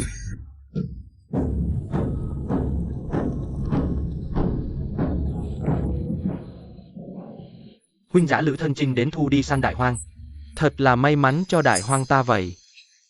Bệ hạ quá khiêm tốn, được mời xem thịnh hội này là phúc khí của vương ta mới đúng. À, cô nương này khí chất phi phàm, chẳng lẽ là thiên kim của huynh giả Lữ? Đúng là tiểu nữ Vân Trúc, gặp bệ hạ, miễn lễ. Anh tuấn sảng khoái, quả nhiên có phong thái của huynh giả Lữ. Chỉ tiếc là nữ nhi, chỉ mong sớm tìm được lang quân xứng đôi để kế thừa cơ nghiệp.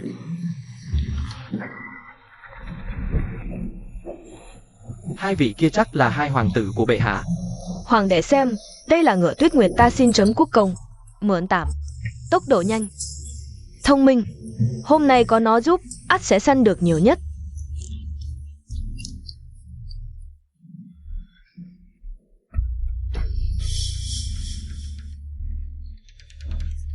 Cái này đúng là ngựa quý tuyệt trần. Hoàng tỷ, chị đối với em thật tốt. Cảm ơn hoàng tỷ, hoàng đệ nhất định không phụ kỳ vọng của chị.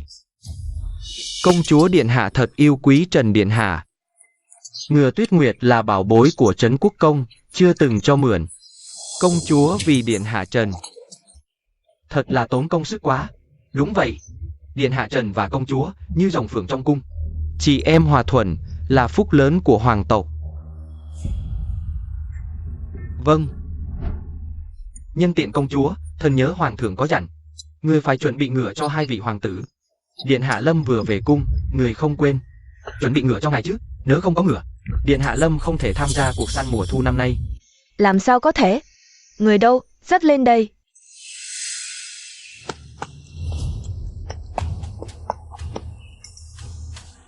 Hoàng đệ, ta biết ngươi lớn lên ở khu ổ chuột, chưa từng thấy thế giới bên ngoài. Không có tài cưỡi ngựa, không như Tiểu Trần. Từ nhỏ đã thông thạo cưỡi ngựa, vì vậy ta đặc biệt tìm cho ngươi con lửa quý hiền lành này, để ngươi không bị ngã ngựa, làm mất mặt đại hoang. Hoàng tỷ ta suy nghĩ thật chu đáo. Oanguina, con lừa này rất hợp với ngài. Cưới nó, ổn định, không lo không biết cưỡi ngựa. Ngã ra xấu hổ. Hoàng tỷ, ngài đối với Hoàng huynh thật tốt. Bệ hạ, hai vị kia xem ra rất quan tâm đến Điện Hạ Lâm. Đúng vậy. Họ thường đùa giỡn như vậy, không nghiêm túc. Làm Diệp Lữ huynh thấy buồn cười. Lừa ơi lừa, dù ngươi xuất thân thấp kém, nhưng cũng biết an phận, không tranh giành. Hơn hẳn những kẻ không biết mình là ai, không biết mình bao nhiêu cân. Ngươi nói có đúng không? Đúng không? Đúng không Hoàng huynh?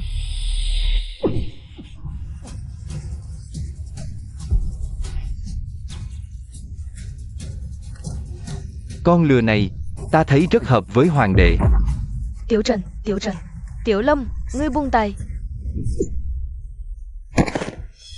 Làm gì vậy? Nghe lời ngươi nói, thả anh ấy đi. Đồ đáng yêu không biết phân biệt nặng nhẹ. Hôm nay là dịp quan trọng, ngươi lại dám ngang ngược.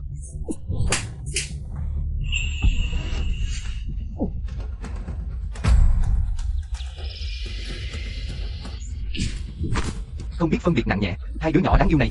Hôm nay sứ giả Liêu Quốc đến, hai người không tiếp đón khách quý, lại quên hết lễ nghi, lấy con lừa ra nói chuyện. Mặt mũi đại hoang bị hai ngươi làm mất hết. Tiểu Lâm, ngươi đợi đấy. Tiểu Trần, ngươi có sao không? Cởi. Không cần.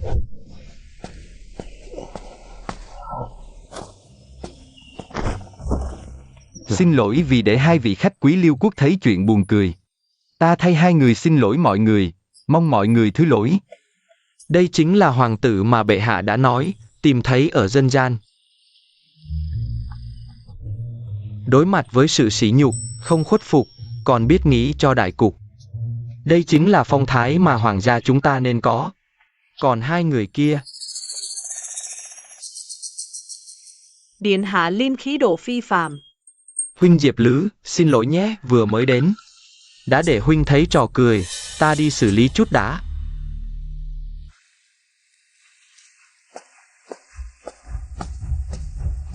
Phụ hoàng, hai người thật là to gan lớn mật. Sáng sớm ra ngoài, trẫm đã nhắc đi nhắc lại. Hôm nay có quý khách từ Liêu Quốc đến. Mọi lời nói hành động đều phải chú ý thể diện hoàng thất đại hoang. Không ngờ các ngươi dám dùng lừa để làm nhục Nhị Nhi Linh, còn dám động thủ để huynh Diệp Lữ này xem hết trò cười của hoàng thất đại hoang sao? Phụ hoàng, không phải lỗi của chúng con, là Tiểu Linh đánh Tiểu Trần trước. Tiểu Trần bị đánh đến mức không đứng dậy nổi. Con mới đòi lại công bằng cho cậu ấy. Đúng vậy, phụ hoàng, xin đừng trách hoàng tỷ. Hoàng tỷ cũng chỉ muốn bảo vệ con. Đều do hoàng huynh không biết điều, hoàng tỷ tốt bụng chuẩn bị ngựa cho. Cậu ta lại chê là lừa, còn đánh người, con thật sự không có ý làm nhục cậu ta. Im miệng. Vừa rồi trẫm đã thấy rõ ràng, các ngươi dùng lừa để làm nhục Nhị Nhi Linh, khiến cậu ấy xấu hổ. Bất cứ ai có chút khí tiết cũng không chịu nổi. Sự sỉ nhục như vậy, bao nhiêu năm nay, sách vở đọc vào bụng chó cả rồi sao? Nhị Nhi Linh tuy lớn lên ở khu ổ chuột, nhưng trẫm thấy cậu ấy còn có khí phách hơn hai người. Nhị Nhi Linh, hôm nay để ngươi chịu oan ức là do trẫm sắp xếp không chu đáo. Lát nữa ngươi cưỡi ngựa đạp huyết của trẫm đi. Ngựa quý của bệ hạ chưa từng cho ai mượn, hôm nay lại ban cho đại hoàng tử cưỡi. Chẳng lẽ bệ hạ trong lòng đã có nhân tuyển trứ quân rồi? Nhi thần tạ ơn phụ hoàng. Việc nhỏ như vậy, Nhi thần tự xử lý được.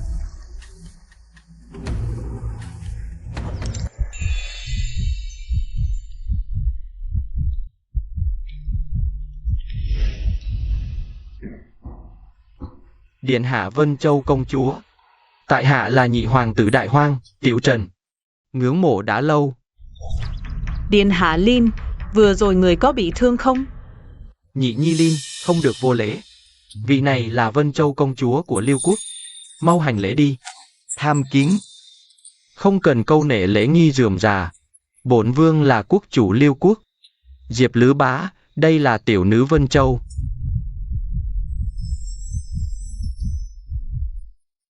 Xem ra tiểu nữ hôm nay gặp được người hợp ý, bằng không cũng không quan tâm chủ động như vậy.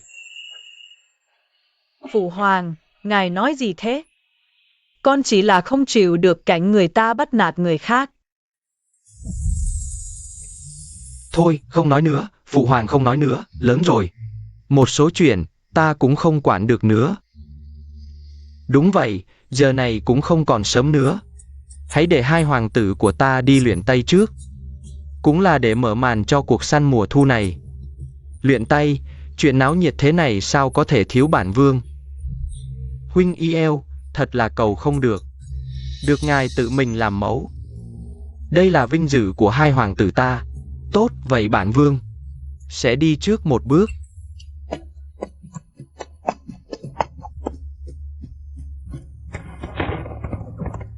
Phóng. Hai người cũng đi theo đi, thể hiện tài năng đi.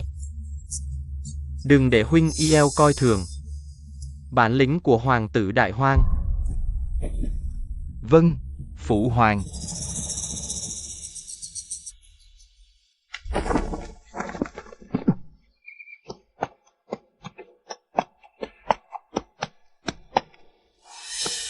Xiao Lin, anh chàng đẹp trai này, cũng đủ tư cách tranh ngôi thái tử với ta, tranh sự yêu ái của công chúa Yunju. Lần săn mùa thu này, ta sẽ khiến anh mất mặt trước thiên hạ, thua một trận tan tành.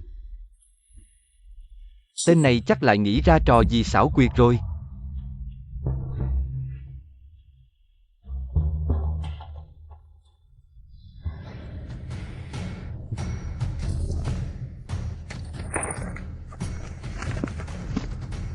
Vẻ đắc ý thế này, xem ra đã chuẩn bị từ trước. Nhưng, dù anh có ngàn kế, ta chỉ cần một lực phá tan. Bẩm điện hạ, những thứ điện hạ Lin bắt được đã kiểm đếm xong. 5 con nai, 7 con thỏ, tổng cộng 12 con. Và tất cả đều bị bắn chết bằng một mũi tên.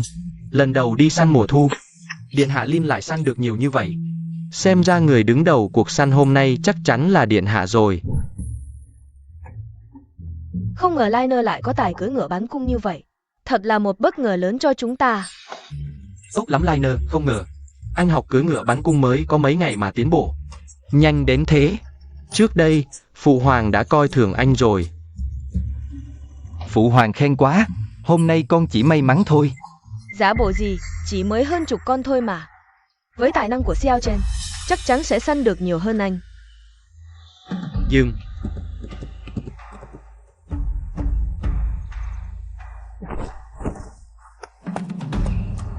Con xin bái kiến phụ hoàng. Hôm nay, con không săn được một con mồi nào. Phụ hoàng. Bệ hạ, không phải vậy, điện hạ Chen đã săn được tổng cộng 8 con. Tất cả đều còn sống. Xin phụ hoàng tha tội, hôm nay con thấy những con mồi đó đều rất sống động. Thật sự không nỡ ra tay. Cuộc săn mùa thu vốn là để luyện tập võ nghệ.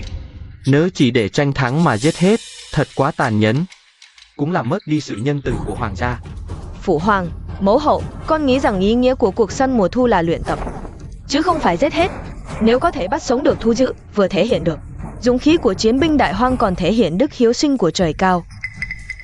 Hoàng đệ, làm tốt lắm. Điện hạ Chen nhân đức, bắt sống còn khó hơn săn giết. Không chỉ cần võ nghệ siêu phàm, mà còn cần tấm lòng nhân ái nữa. Đúng vậy, đúng vậy.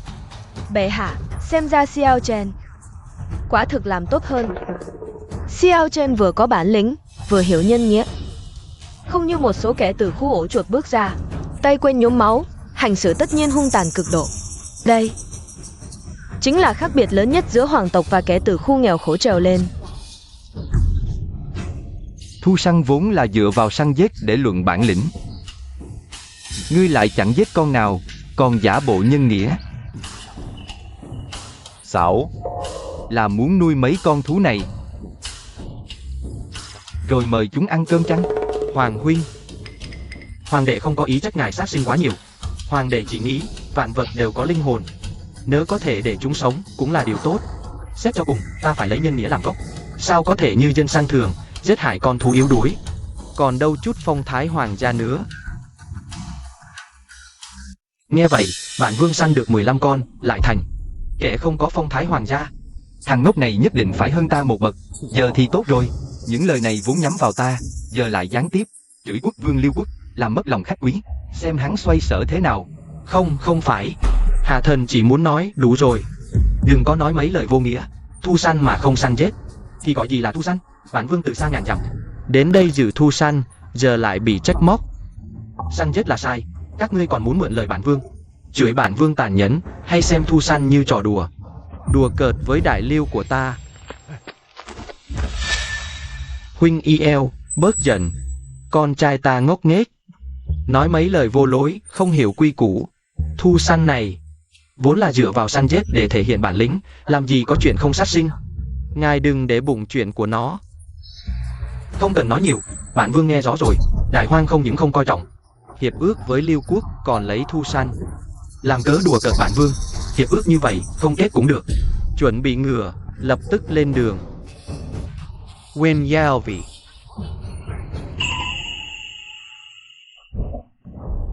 Lại để ta dọn cái đống hỗn độn này. Ngươi xem ngươi làm cái gì? Hiệp ước tốt đẹp, vì một câu ngu ngốc của ngươi mà hỏng hết. Xong rồi, thật sự xong rồi. Hiệp ước với Liêu Quốc, nếu thực sự đứt gãy, nguồn lương thực đại hoang và tiếp tế chiến mã, e rằng sẽ bị ảnh hưởng. Nếu các nước láng giềng biết được, vốn dĩ họ đã rình rập, e rằng sẽ thừa cơ xâm nhập.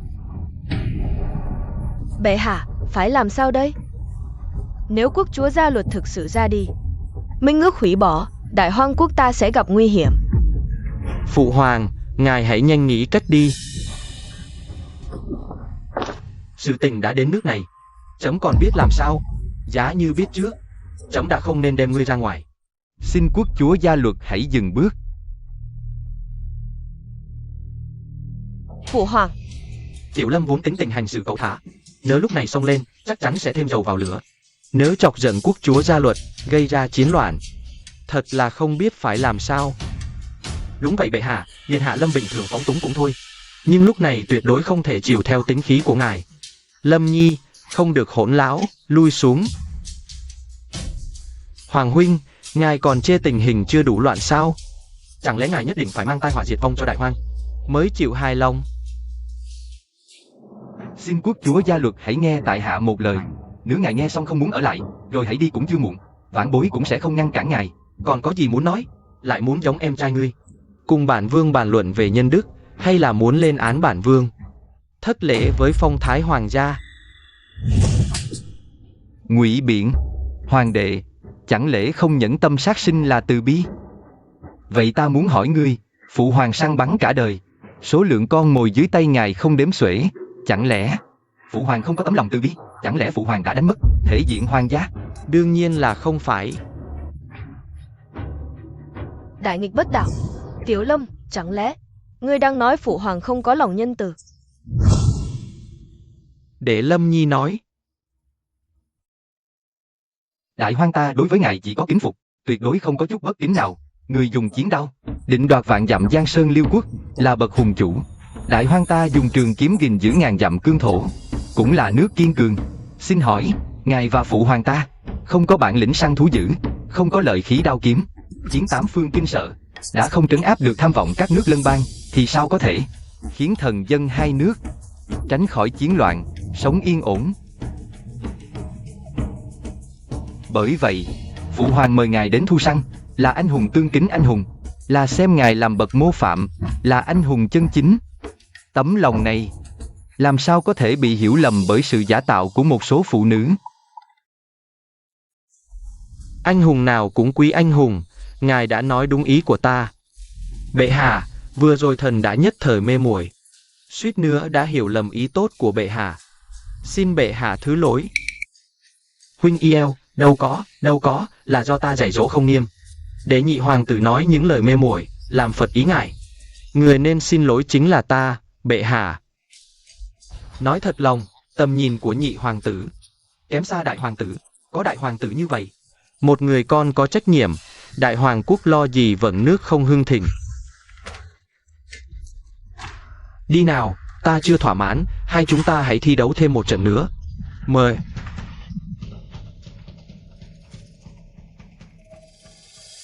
Hoàng đệ, đã nhớ chưa? Sau này nếu không biết nói gì, thì hãy im lặng, đừng tự mình dùng tiểu xảo, rồi lại tự mình chuốc lấy phiền phức. Ienbo chỉ là bị những lời ngu ngốc của Xiao Chen làm mất mặt, cần một bậc thang để xuống, lúc này biện giải vô ích, nên khen ngợi nhiều hơn. Ai cũng thích nghe nịnh, huống chi ngài là quốc chủ. Hôm nay làm quốc chủ Iel vui mừng, chắc chắn cán cân của phụ hoàng lại nghiêng về phía ta. Thêm một chút, xem ra thời cơ đã chín mùi. Điện hạ Lin. Chúng ta sắp trở về, phụ hoàng bảo ta đến chào tạm biệt ngài. Konghua Yunsu. Hôm nay phụ thân ngài rất vui, chắc chuyến đi này đã mãn nguyện. Phụ vương hôm nay thực sự rất vui, nếu lúc đó không có điện hạ lên tiếng hóa giải bế tắc, có lẽ chúng ta đã phải trở về trong bất hòa. Nhờ có ngài, điện hạ Lin. Tay áo của điện hạ dính bụi, dùng cái này lau đi. Đây là do tôi tự tay thơ, không có gì quý giá. Xin điện hạ đừng chê. Konghua Yunsu. Ngài đây là... Tôi không có ý gì khác, chỉ là nghĩ rằng điện hạ hôm nay vất vả, món quà nhỏ này là lời cảm ơn của tôi. Công chúa, tôi biết ý của ngài. Vì vậy là điện hạ không muốn, phải không? Công chúa Yunju, hiện tại tôi không phải thái tử, chỉ là một hoàng tử mới về cung, lại xuất thân từ khu ổ chuột, khác xa với thân phận công chúa của Liêu quốc của ngài. Ngài không sợ người đời dị nghị sao? Xuất thân không bao giờ là tiêu chuẩn đánh giá một con người. Trước mặt mọi người, ngươi vừa có thể ổn định tình thế, vừa hiểu được tâm tư của phụ vương ta. Sự dũng cảm và trí tuệ này mạnh hơn trăm lần so với những hoàng tử chỉ biết nói sung về nhân nghĩa. Ta chưa bao giờ coi thường xuất thân của ngươi, càng không nghĩ rằng ngươi không xứng với ta. Cảm ơn công chúa không bỏ rơi.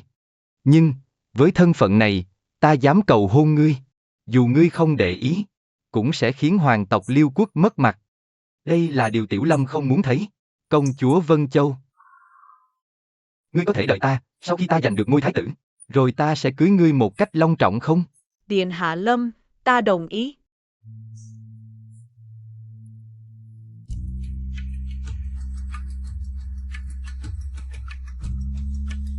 Lâm Nhi, ngươi thật là phúc tinh của đại hoang ta. Sau chuyện này, quan hệ giữa đại hoang và Liêu quốc lại càng thêm gần gũi. Hơn nữa, ta thấy vị công chúa kia hình như có ý với ngươi. Công chúa Vân Châu, sao lại nhìn trúng loại người như hắn? Im miệng, chuyện tốt các ngươi làm trong cuộc săn mùa thu, chấm còn chưa tính sổ đấy. Nếu không phải Lâm Nhi xử lý ổn thỏa, hòa hoãn quan hệ giữa đại hoang ta với Liêu quốc, các ngươi bây giờ còn có thể yên ổn ngồi ở đây không? Phụ hoàng nguôi giận, Nhi thần lúc đó tuyệt đối không cố ý. Ngươi có biết sự vô ý của ngươi sẽ gây ra hậu quả gì cho đại hoang ta không? Nếu Liêu quốc xé bỏ minh ước, chúng ta sẽ không có chỗ dựa. Đừng nói đến Lan quốc đang rình rập ở biên giới phía Bắc. Các nước xung quanh cũng sẽ cùng nhau tấn công. Con xin lỗi phụ hoàng. Nhi thần biết lỗi. Ngươi không cần xin lỗi trẫm, nên cảm ơn hoàng huynh của ngươi.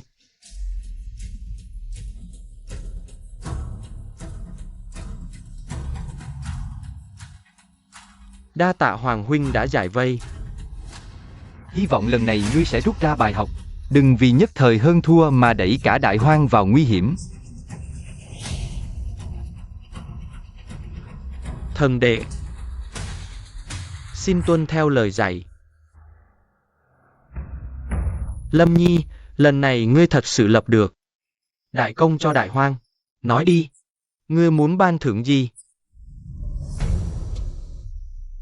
Phụ hoàng, ngài đã hứa với Nhi thần, chỉ cần Nhi thần làm tốt, ngài sẽ giao cho Nhi thần quyền chỉ huy 3 vạn quân vệ ở kinh thành. Phụ hoàng không thể, hắn vừa vào cung không lâu, tính tình chưa rõ, sao có thể nắm giữ trọng binh? Đúng vậy phụ hoàng, đó là quân bảo vệ an nguy của kinh thành. Ý ngươi là ta có dã tâm.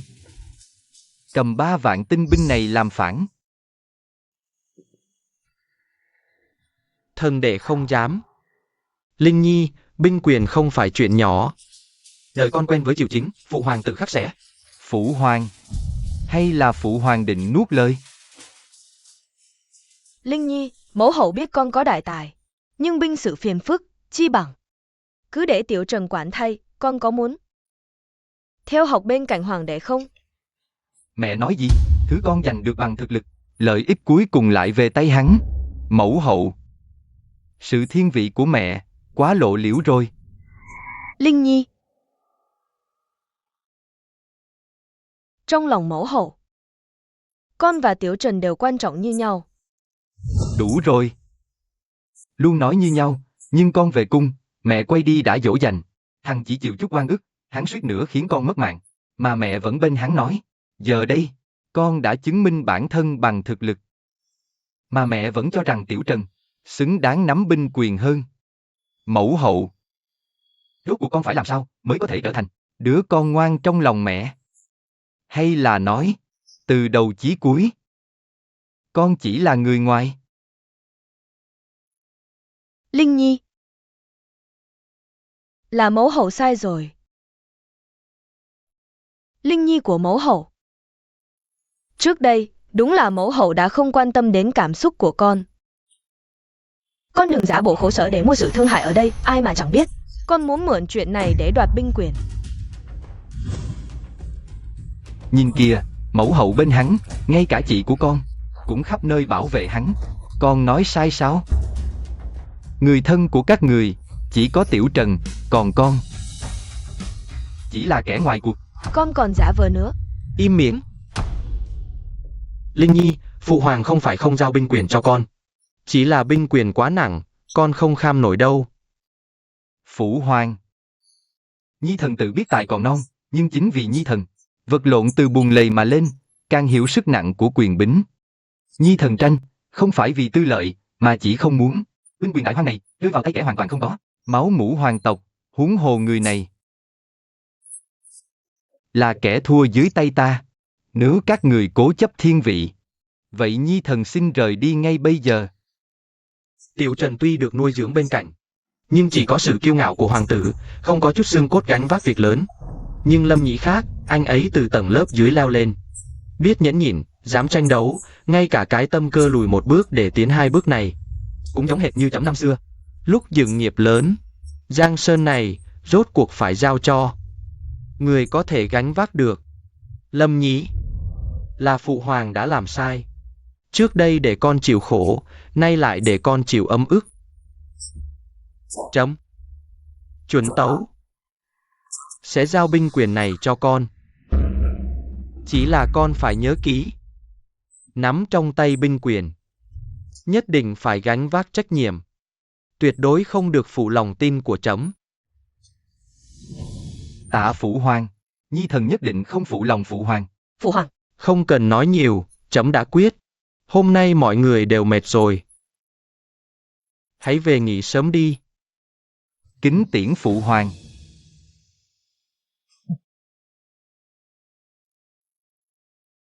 Hoàng đệ. Chúc mừng hoàng huynh. Tiểu Trần. Diễn thật mệt, nhưng phụ hoàng đã sẵn lòng giao cho ta. Binh quyền trọng yếu như vậy, chắc chắn sớm muộn sẽ tuyên bố truyền ngôi vị thái tử cho ta. Khoan đã. Hôm nay ngươi công khai làm Tiểu Trần mất mặt. Nói, có phải ngươi cố ý không? Ta chính là cố ý. Ngồi. Ta chỉ là ăn miếng trả miếng thôi. Sao? Chỉ cho phép các ngươi sỉ nhục ta, không cho ta đáp trả. Ngươi có cần phải đối xử với Tiểu Trần như vậy không? Cậu ấy ngây thơ lương thiện như vậy, sao ngươi lại bắt nạt cậu ấy? Ngây thơ lương thiện. Xem trên tình chị em, ta cảnh cáo ngươi, tránh xa Tiểu Trần ra. Những gì ngươi thấy, chưa chắc đã là thật. Ngươi còn dám ly gián quan hệ giữa ta và Tiểu Trần. Ngươi đúng là ti tiện. Nếu hoàng tỷ không muốn nghe, vậy coi như ta chưa nói gì. Khoan đã. Ngươi chưa nói rõ ràng. Ta còn phải nói gì nữa, ta chỉ muốn nói với ngươi. Sự thiên vị hôm nay, sẽ là nỗi nhục sau này.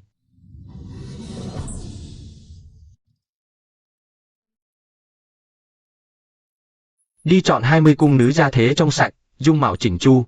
Chia thành 2 nhóm, mỗi nhóm 10 người, đưa lần lượt đến Liner. Điện của Tiểu Trần, bệ hạ. Có phải bệ hạ muốn thêm thị thiếp cho 2 vị điện hạ không? Có cần chuẩn bị theo quy tắc sắc phong không? Không cần. Cứ lấy danh nghĩa hầu hạ sinh hoạt, cùng đọc sách mà đưa đến. Nhớ kỹ. Dặn các cung nữ giữ gìn bổn phận, đồng thời theo dõi động tĩnh của 2 vị điện hạ, báo cáo với trẫm bất cứ lúc nào. Không được để xảy ra bất cứ sai sót nào. Nô tài hiểu rồi. Nhớ kỹ.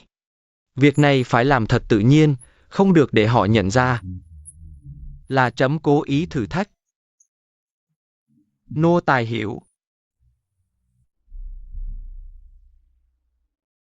Ngôi vị thái tử không thể có chút hư ảo nào.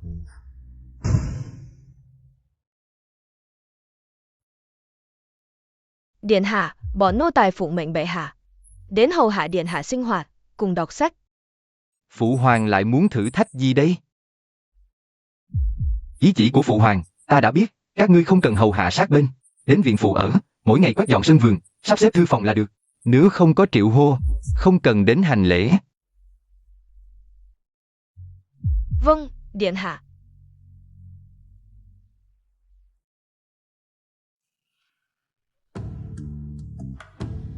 Bẩm điện hạ, bệ hạ nói điện hạ những ngày gần đây vất vả. Đặc biệt từ trong cung chọn ra 10 cung nữ hiểu quy củ. Đưa đến hầu hạ điện hạ sinh hoạt, cùng đọc sách giải khuây.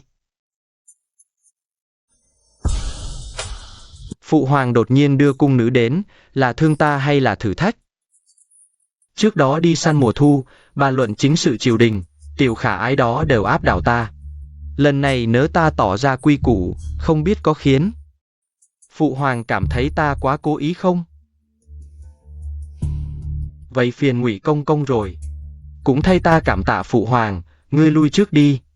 Ở đây có cung nữ hầu hạ là được. Vâng, điện hạ.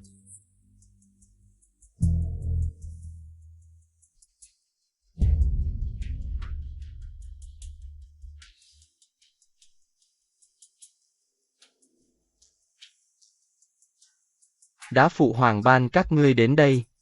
Vậy từ nay các ngươi là người của cung ta. Trong cung quy củ nghiêm ngặt, ta nói trước. Không nên hỏi thì đừng hỏi. Không nên nói thì đừng nói, càng không được nói xấu bên ngoài. Tất cả đã nghe rõ chưa? Nô tài hiếu, tuân theo lời dạy của điện hạ.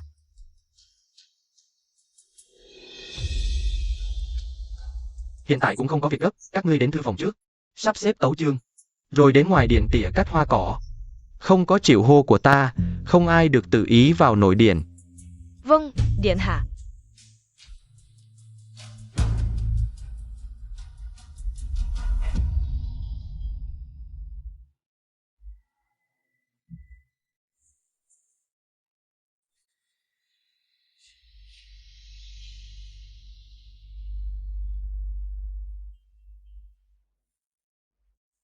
Ngựa. Lại đây.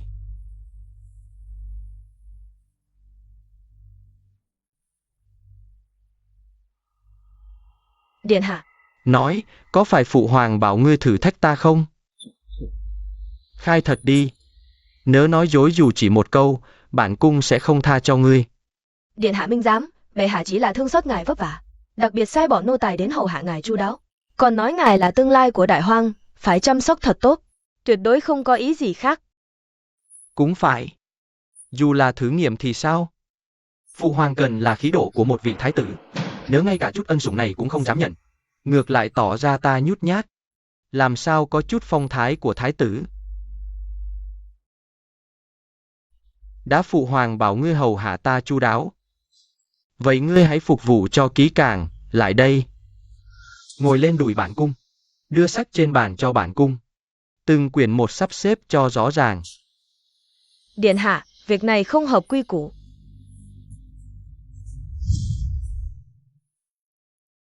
Trong tẩm cung này, lời bản cung chính là quy củ. Điện hạ.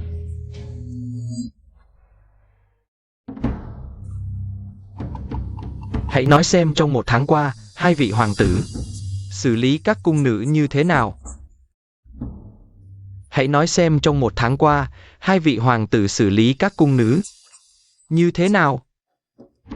Bẩm bệ hạ, điện hạ Lin đã an trí các cung nữ ở viện phủ, ngoài việc dọn dẹp hàng ngày, sắp xếp thư phòng, chưa từng thân mật với các cung nữ. 10 cung nữ này đều nguyên vẹn.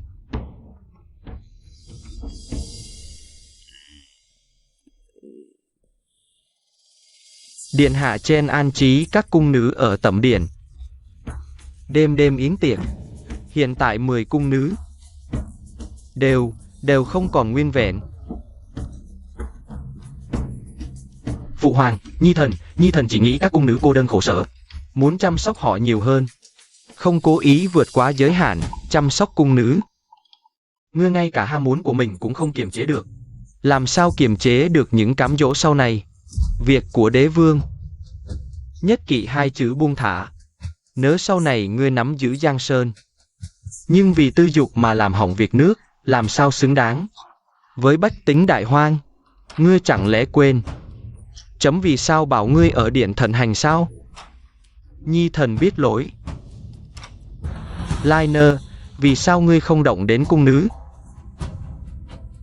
Bẩm phụ hoàng, Nhi thần cho rằng đọc sách và chính sự quan trọng hơn, không muốn vì tình cảm nam nữ làm lỡ việc chính. Hãy học hỏi hoàng huynh của ngươi, trước sắc đẹp có thể giữ vững bản tâm, phân biệt nặng nhẹ, sự tự chủ này mới là phong thái của một thái tử.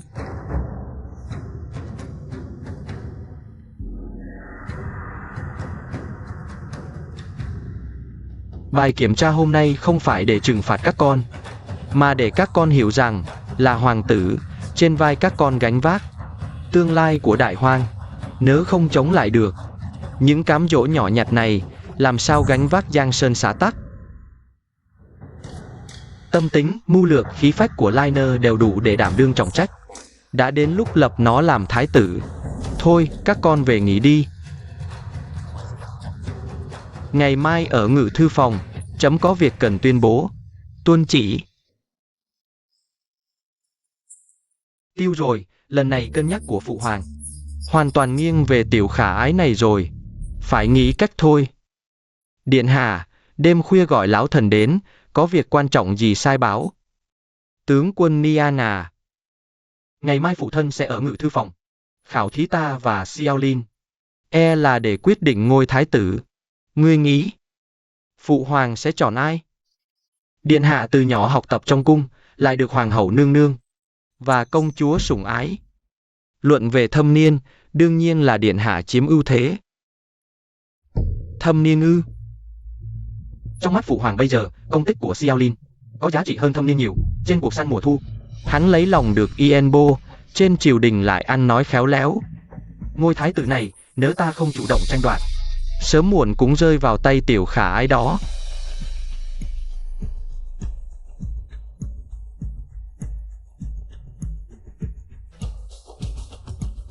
Đây là ngũ độc tán, không màu không mùi, pha vào trà. Nửa canh giờ sau sẽ khiến ngũ tạng tổn thương, chết bất đắc kỳ tử.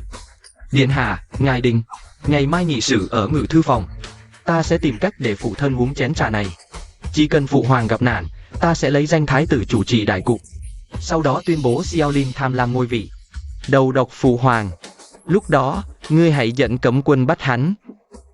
Với binh quyền trong tay ngươi, cùng sự ủng hộ của mẫu hậu và hoàng tỷ, Giang Sơn Đại Hoang sẽ là của ta. Nhưng giết vua là tội diệt tộc. Lỡ như... Không có lỡ như nào cả. Nếu ngươi giúp ta thành công, sau này hưởng không hết vinh hoa phú quý. Nhưng nếu ngươi dám phản bội, tính mạng cả nhà ngươi đều không giữ được. Lão thần tuân lệnh. Tốt. Rất tốt. Ngày mai giờ ngọ, ngươi dẫn 300 cấm quân tinh nhuệ, phục sẵn bên ngoài ngự thư phòng. Nghe hiệu lệnh của ta hành sự.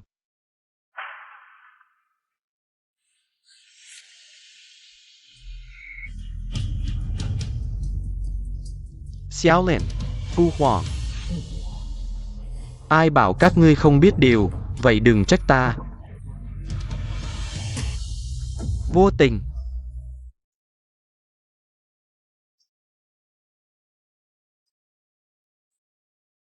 Gần đây chỉnh lý bản thảo cũ. Nhiều cảm xúc. Hôm nay hai người hãy chọn một câu hoặc một bài trong số đó. Nói về ý nghĩa thực sự. Cũng để chấm biết trong lòng và mắt các người chứa đựng điều gì. Phụ Hoàng, Nhi thần thích nhất bài thơ Phụ Hoàng viết trong chuyến đi Giang Nam năm ngoái. Thuyền đi trên sóng biếc, người dạo chơi trong tranh. Câu này tuyệt diệu, thẳng thắn và sảng khoái, ý cảnh đẹp đẽ. Ngay cả những người bán hàng rong ngoài chợ, trẻ em bán kẹo đường, đều có thể hiểu và hát theo, thấy được trong lòng phụ vương. Luôn nghĩ đến dân chúng, đây mới thực sự là cùng vui với dân. Gần gũi với dân. Tiểu Trần nói rất đúng. Bệ hạ nhân từ. Nghe thấy không, đây chính là tầm nhìn của Tiểu Trần. Có những thứ, từ khi sinh ra đã khác biệt như mây với bùn. Linh Nhi, con thì sao? Thưa Phụ Hoàng, Nhi thần nhớ đến bài thơ dài Phụ Hoàng viết khi đi tuần phương Bắc năm ngoái, lên ải Nhạn Môn. Bài thơ đó. Nhớ xa xưa vương hầu, đều quyết chí muốn giải nỗi sầu thiên hạ. Thang tần mạnh hán thịnh, công tội đang xen. Đường vinh tống phú, hưng phế khó giữ, ngựa sắt sông băng, mưu lược quyền mưu. Cuối cùng thành khói mù phủ lên gò xưa, ngày nay phải kế thừa và mở mang. Viết tiếp mùa thu mới, bài thơ này của Phụ Hoàng không phải tự khen công nghiệp, mà là từ cảnh giới của các đế vương tiên tổ. Thấy công lao, cũng thấy lỗi lầm, đây chính là sự tỉnh táo và tự vấn hiếm có của bậc quân vương. Vì thế, Nhi thần cho rằng, tầm nhìn thực sự trong thơ Phụ Hoàng không phải là miêu tả non sông hùng vĩ, cũng không phải nhớ lại sự hưng thịnh xưa, mà là trách nhiệm, kế thừa và mở mang, là sự cảnh giác sâu sắc rằng hưng phế khó giữ, là tấm lòng muốn vì dân chúng thiên hạ, mưu cầu một mùa thu mới yên ổn. Cái đẹp của thơ ca nằm ở từ ngữ, nhưng linh hồn lại ở dân sinh và tầm nhìn. Linh Nhi, con có thể từ một bài thơ, nhìn thấu nỗi khổ dân sinh, con hiểu được lòng trẫm mong dân chúng yên ổn, sự sáng suốt này còn quý hơn đọc trăm quyển sách. Tiểu Trần, con có nghe thấy không? Ngâm thơ phải thấy xương thấy tim, con chỉ thấy dạo chơi trong tranh mà quên mất. Giang Châu vừa bị hạn hán tàn phá, chỉ mong dân chúng sớm yên ổn. Con đọc sách không chuyên tâm, xem thơ chỉ thấy bề ngoài. Làm sao có thể thấu hiểu dân tình, thấu suốt gốc rễ quốc gia? Ngôi thái tử bỏ trống đã lâu, còn Linh Nhi có thể từ thơ thấy chí hướng, quan tâm đến trẫm, lại còn thấu hiểu nỗi khổ dân sinh. Tài trí, tâm tính, tầm nhìn đều xứng đáng đảm nhận trọng trách. Phụ Hoàng, ngôi vị thái tử quan trọng biết bao, làm sao có thể chỉ dựa vào mấy câu thơ mà quyết định. Tiểu Trần có điểm nào không bằng Tiểu Linh, ngài không thể thiên vị như vậy. Đúng vậy bệ hạ. Ngôi thái tử là nền tảng của quốc gia, không nên quá hấp tấp. Bệ hạ xin hãy suy nghĩ lại. Hơn nữa Xiao Chen đã theo thái phó học tập nhiều năm, có không ít tiến bộ. Hả? Không phải trẫm thiên vị Liner, dù là trên triều đình hay là nơi săn bắn mùa thu, trẫm đều nhìn thấy rõ. Trẫm đã quyết định, không cần bàn cãi nữa. Mẫu hậu, Phụ Hoàng nói rất đúng. Xin người đừng nổi giận, hãy uống ngụm trà, làm dịu cổ họng đi.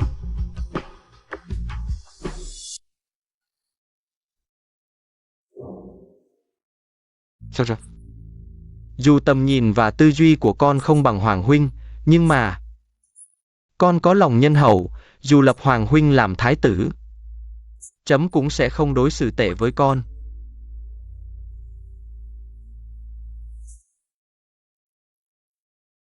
Vâng. Nhi thần biết, Phụ Hoàng đối với con tốt nhất.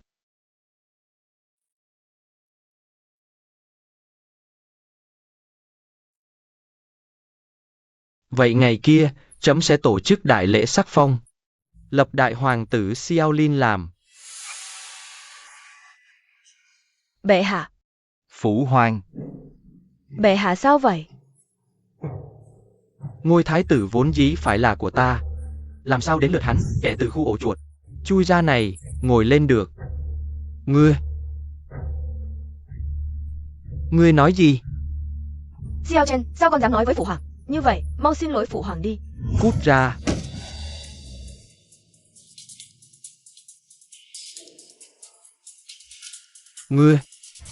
Ngươi dám hạ độc trẫm?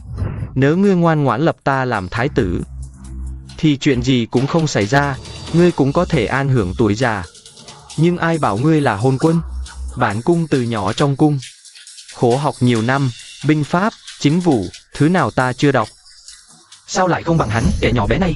Ngươi hoàn toàn không nhìn ra, ai mới là nhân tài thực sự.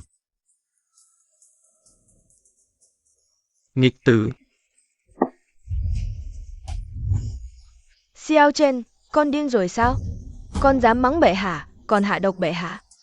Đây là tội mưu phản, phải tru di cửu tộc đấy. Xiao Chen. Mưu phản, chu di cửu tộc.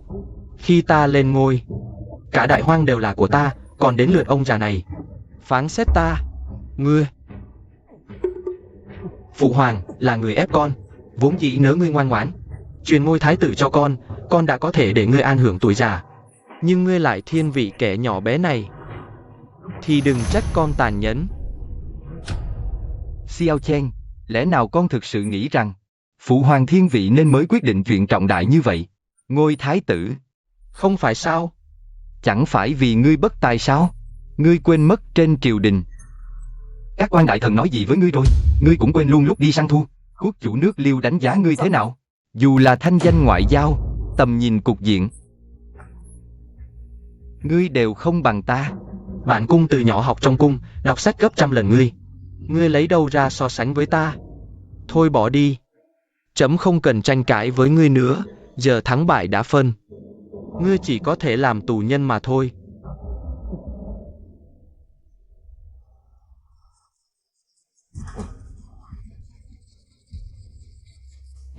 Người đâu? Tiểu Trần, ngươi định làm gì? Ngươi muốn tạo phản sao? Phụ hoàng, bây giờ ngài mới hiểu ra à? Tướng quân Niên đã bị ta lôi kéo, cấm quân trong kinh thành. Giờ đều nằm trong tay ta.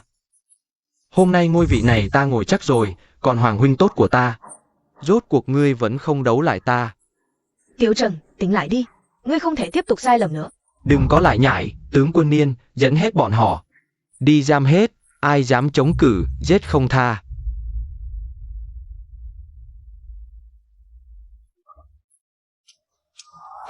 Ngươi đang làm gì vậy? Nghịch tặc, ngươi cấu kết bè đảng, mưu phản. Bằng chứng rõ ràng, Thái tử Điện Hạ đã sai ta chờ ở đây lâu rồi.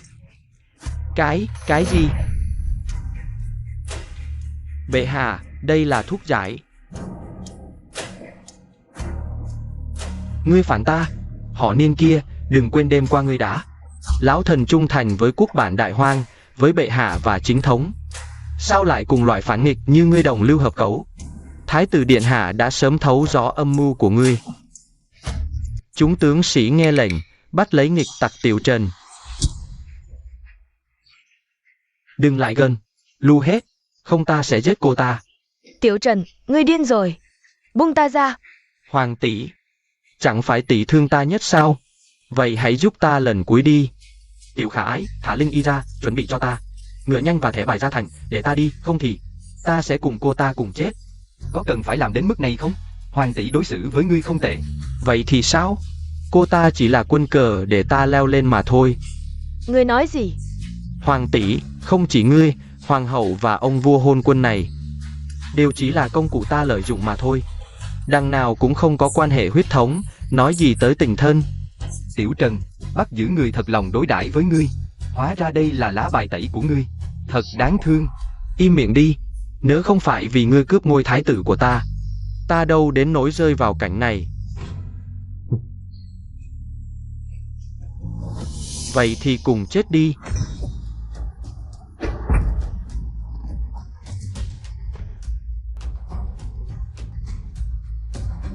Bệ hạ, tên phản nghịch Tiểu Trần đã bị khống chế. Xin chỉ thị cách xử lý. Tống giam vào ngục tối, canh giữ nghiêm ngặt. chờ lệnh xử tội. Ta không phục, tại sao cái tên đáng yêu này lại hơn được ta? Giang sơn này đáng lẽ phải là của ta. Mang đi.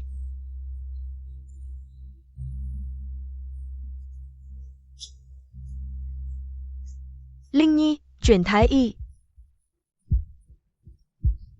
Khoan đã, Tiểu Linh, ngươi chưa giải thích rõ. Chuyện này là thế nào? Nhi thần đã lừa dối phụ hoàng, khiến phụ hoàng lâm nguy, Nhi thần đáng chết. Nhưng nếu không dùng kế này, không thể khiến dã tâm của Tiểu Trần lộ rõ. Nhi thần xin nhận mọi hình phạt. Hả? Ngươi có biết khi trẫm uống chén trà độc này, trong lòng trẫm cảm thấy thế nào không? Trẫm không phải mù. Những việc gần đây giữa ngươi và tướng Quân Niên, trẫm sớm đã phát hiện. Trẫm chỉ không ngờ rằng ngươi dám lấy mạng trẫm ra đánh cược. Nhi thần không dám liều mạng phụ hoàng. Thuốc giải đã chuẩn bị sẵn, thái y đang đợi ở ngoài điện. Chỉ là Nhi thần buộc phải dùng kế này để dã tâm của Tiểu Trần lộ rõ. Khéo nói buộc phải nhỉ. Ngươi có biết chỉ cần sơ sẩy một chút là vạn kiếp không thể quay đầu sao?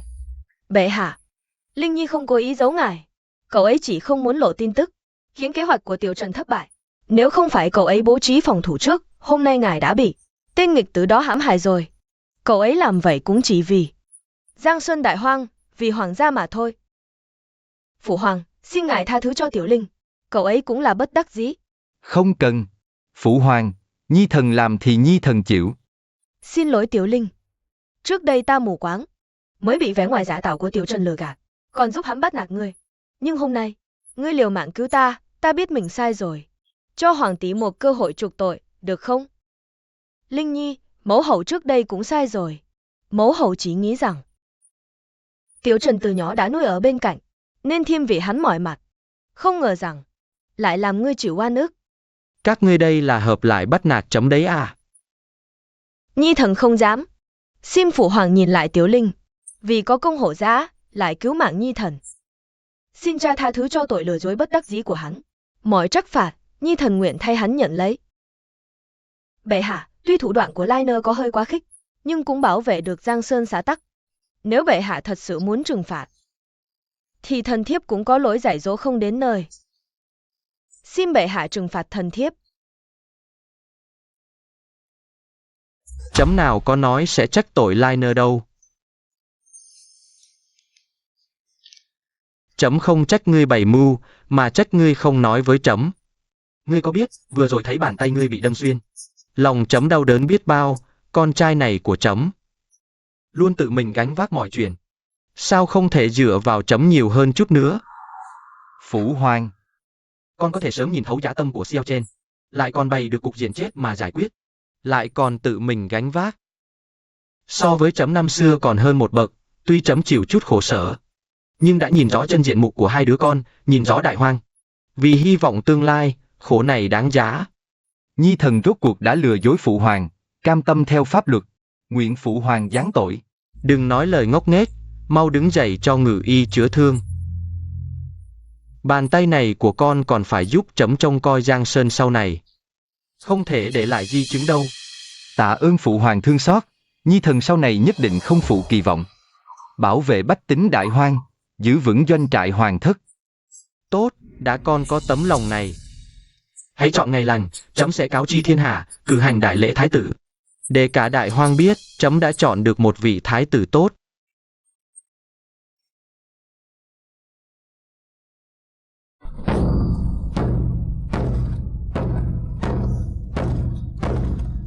Thánh chỉ đến.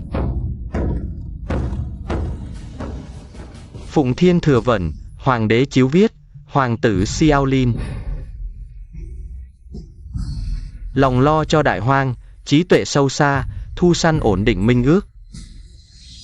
Triều đường yên dân sinh, lại giữ được bản tâm, khắc chế tư dục. Đủ đức của bậc thái tử, nay sách phong làm Đông Cung thái tử. Chọn ngày lành giám quốc khâm thử.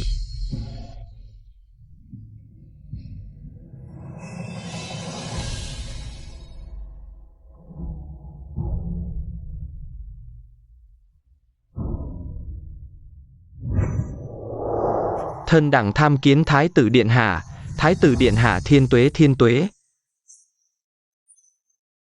Liner. Sau khi đại lễ kết thúc, hãy về Đông Cung một chuyến. Công chúa Junju đã đợi con khá lâu rồi.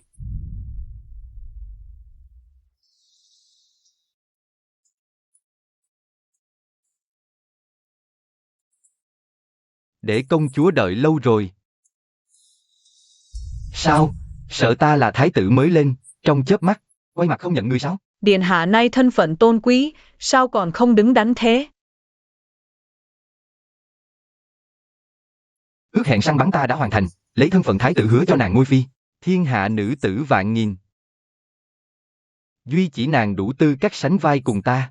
Điện hạ ngày đó nói lời chắc như đinh đóng cột. Junju đã tin chắc không nghi ngờ, được điện hạ để lòng. Là niềm hạnh phúc của Junju, cũng là niềm hạnh phúc của nước Liêu chúng ta. Người đẹp trong tay, quyền lực nắm giữ. Đây chỉ là bước đầu tiên của ván cờ. Tiếp theo,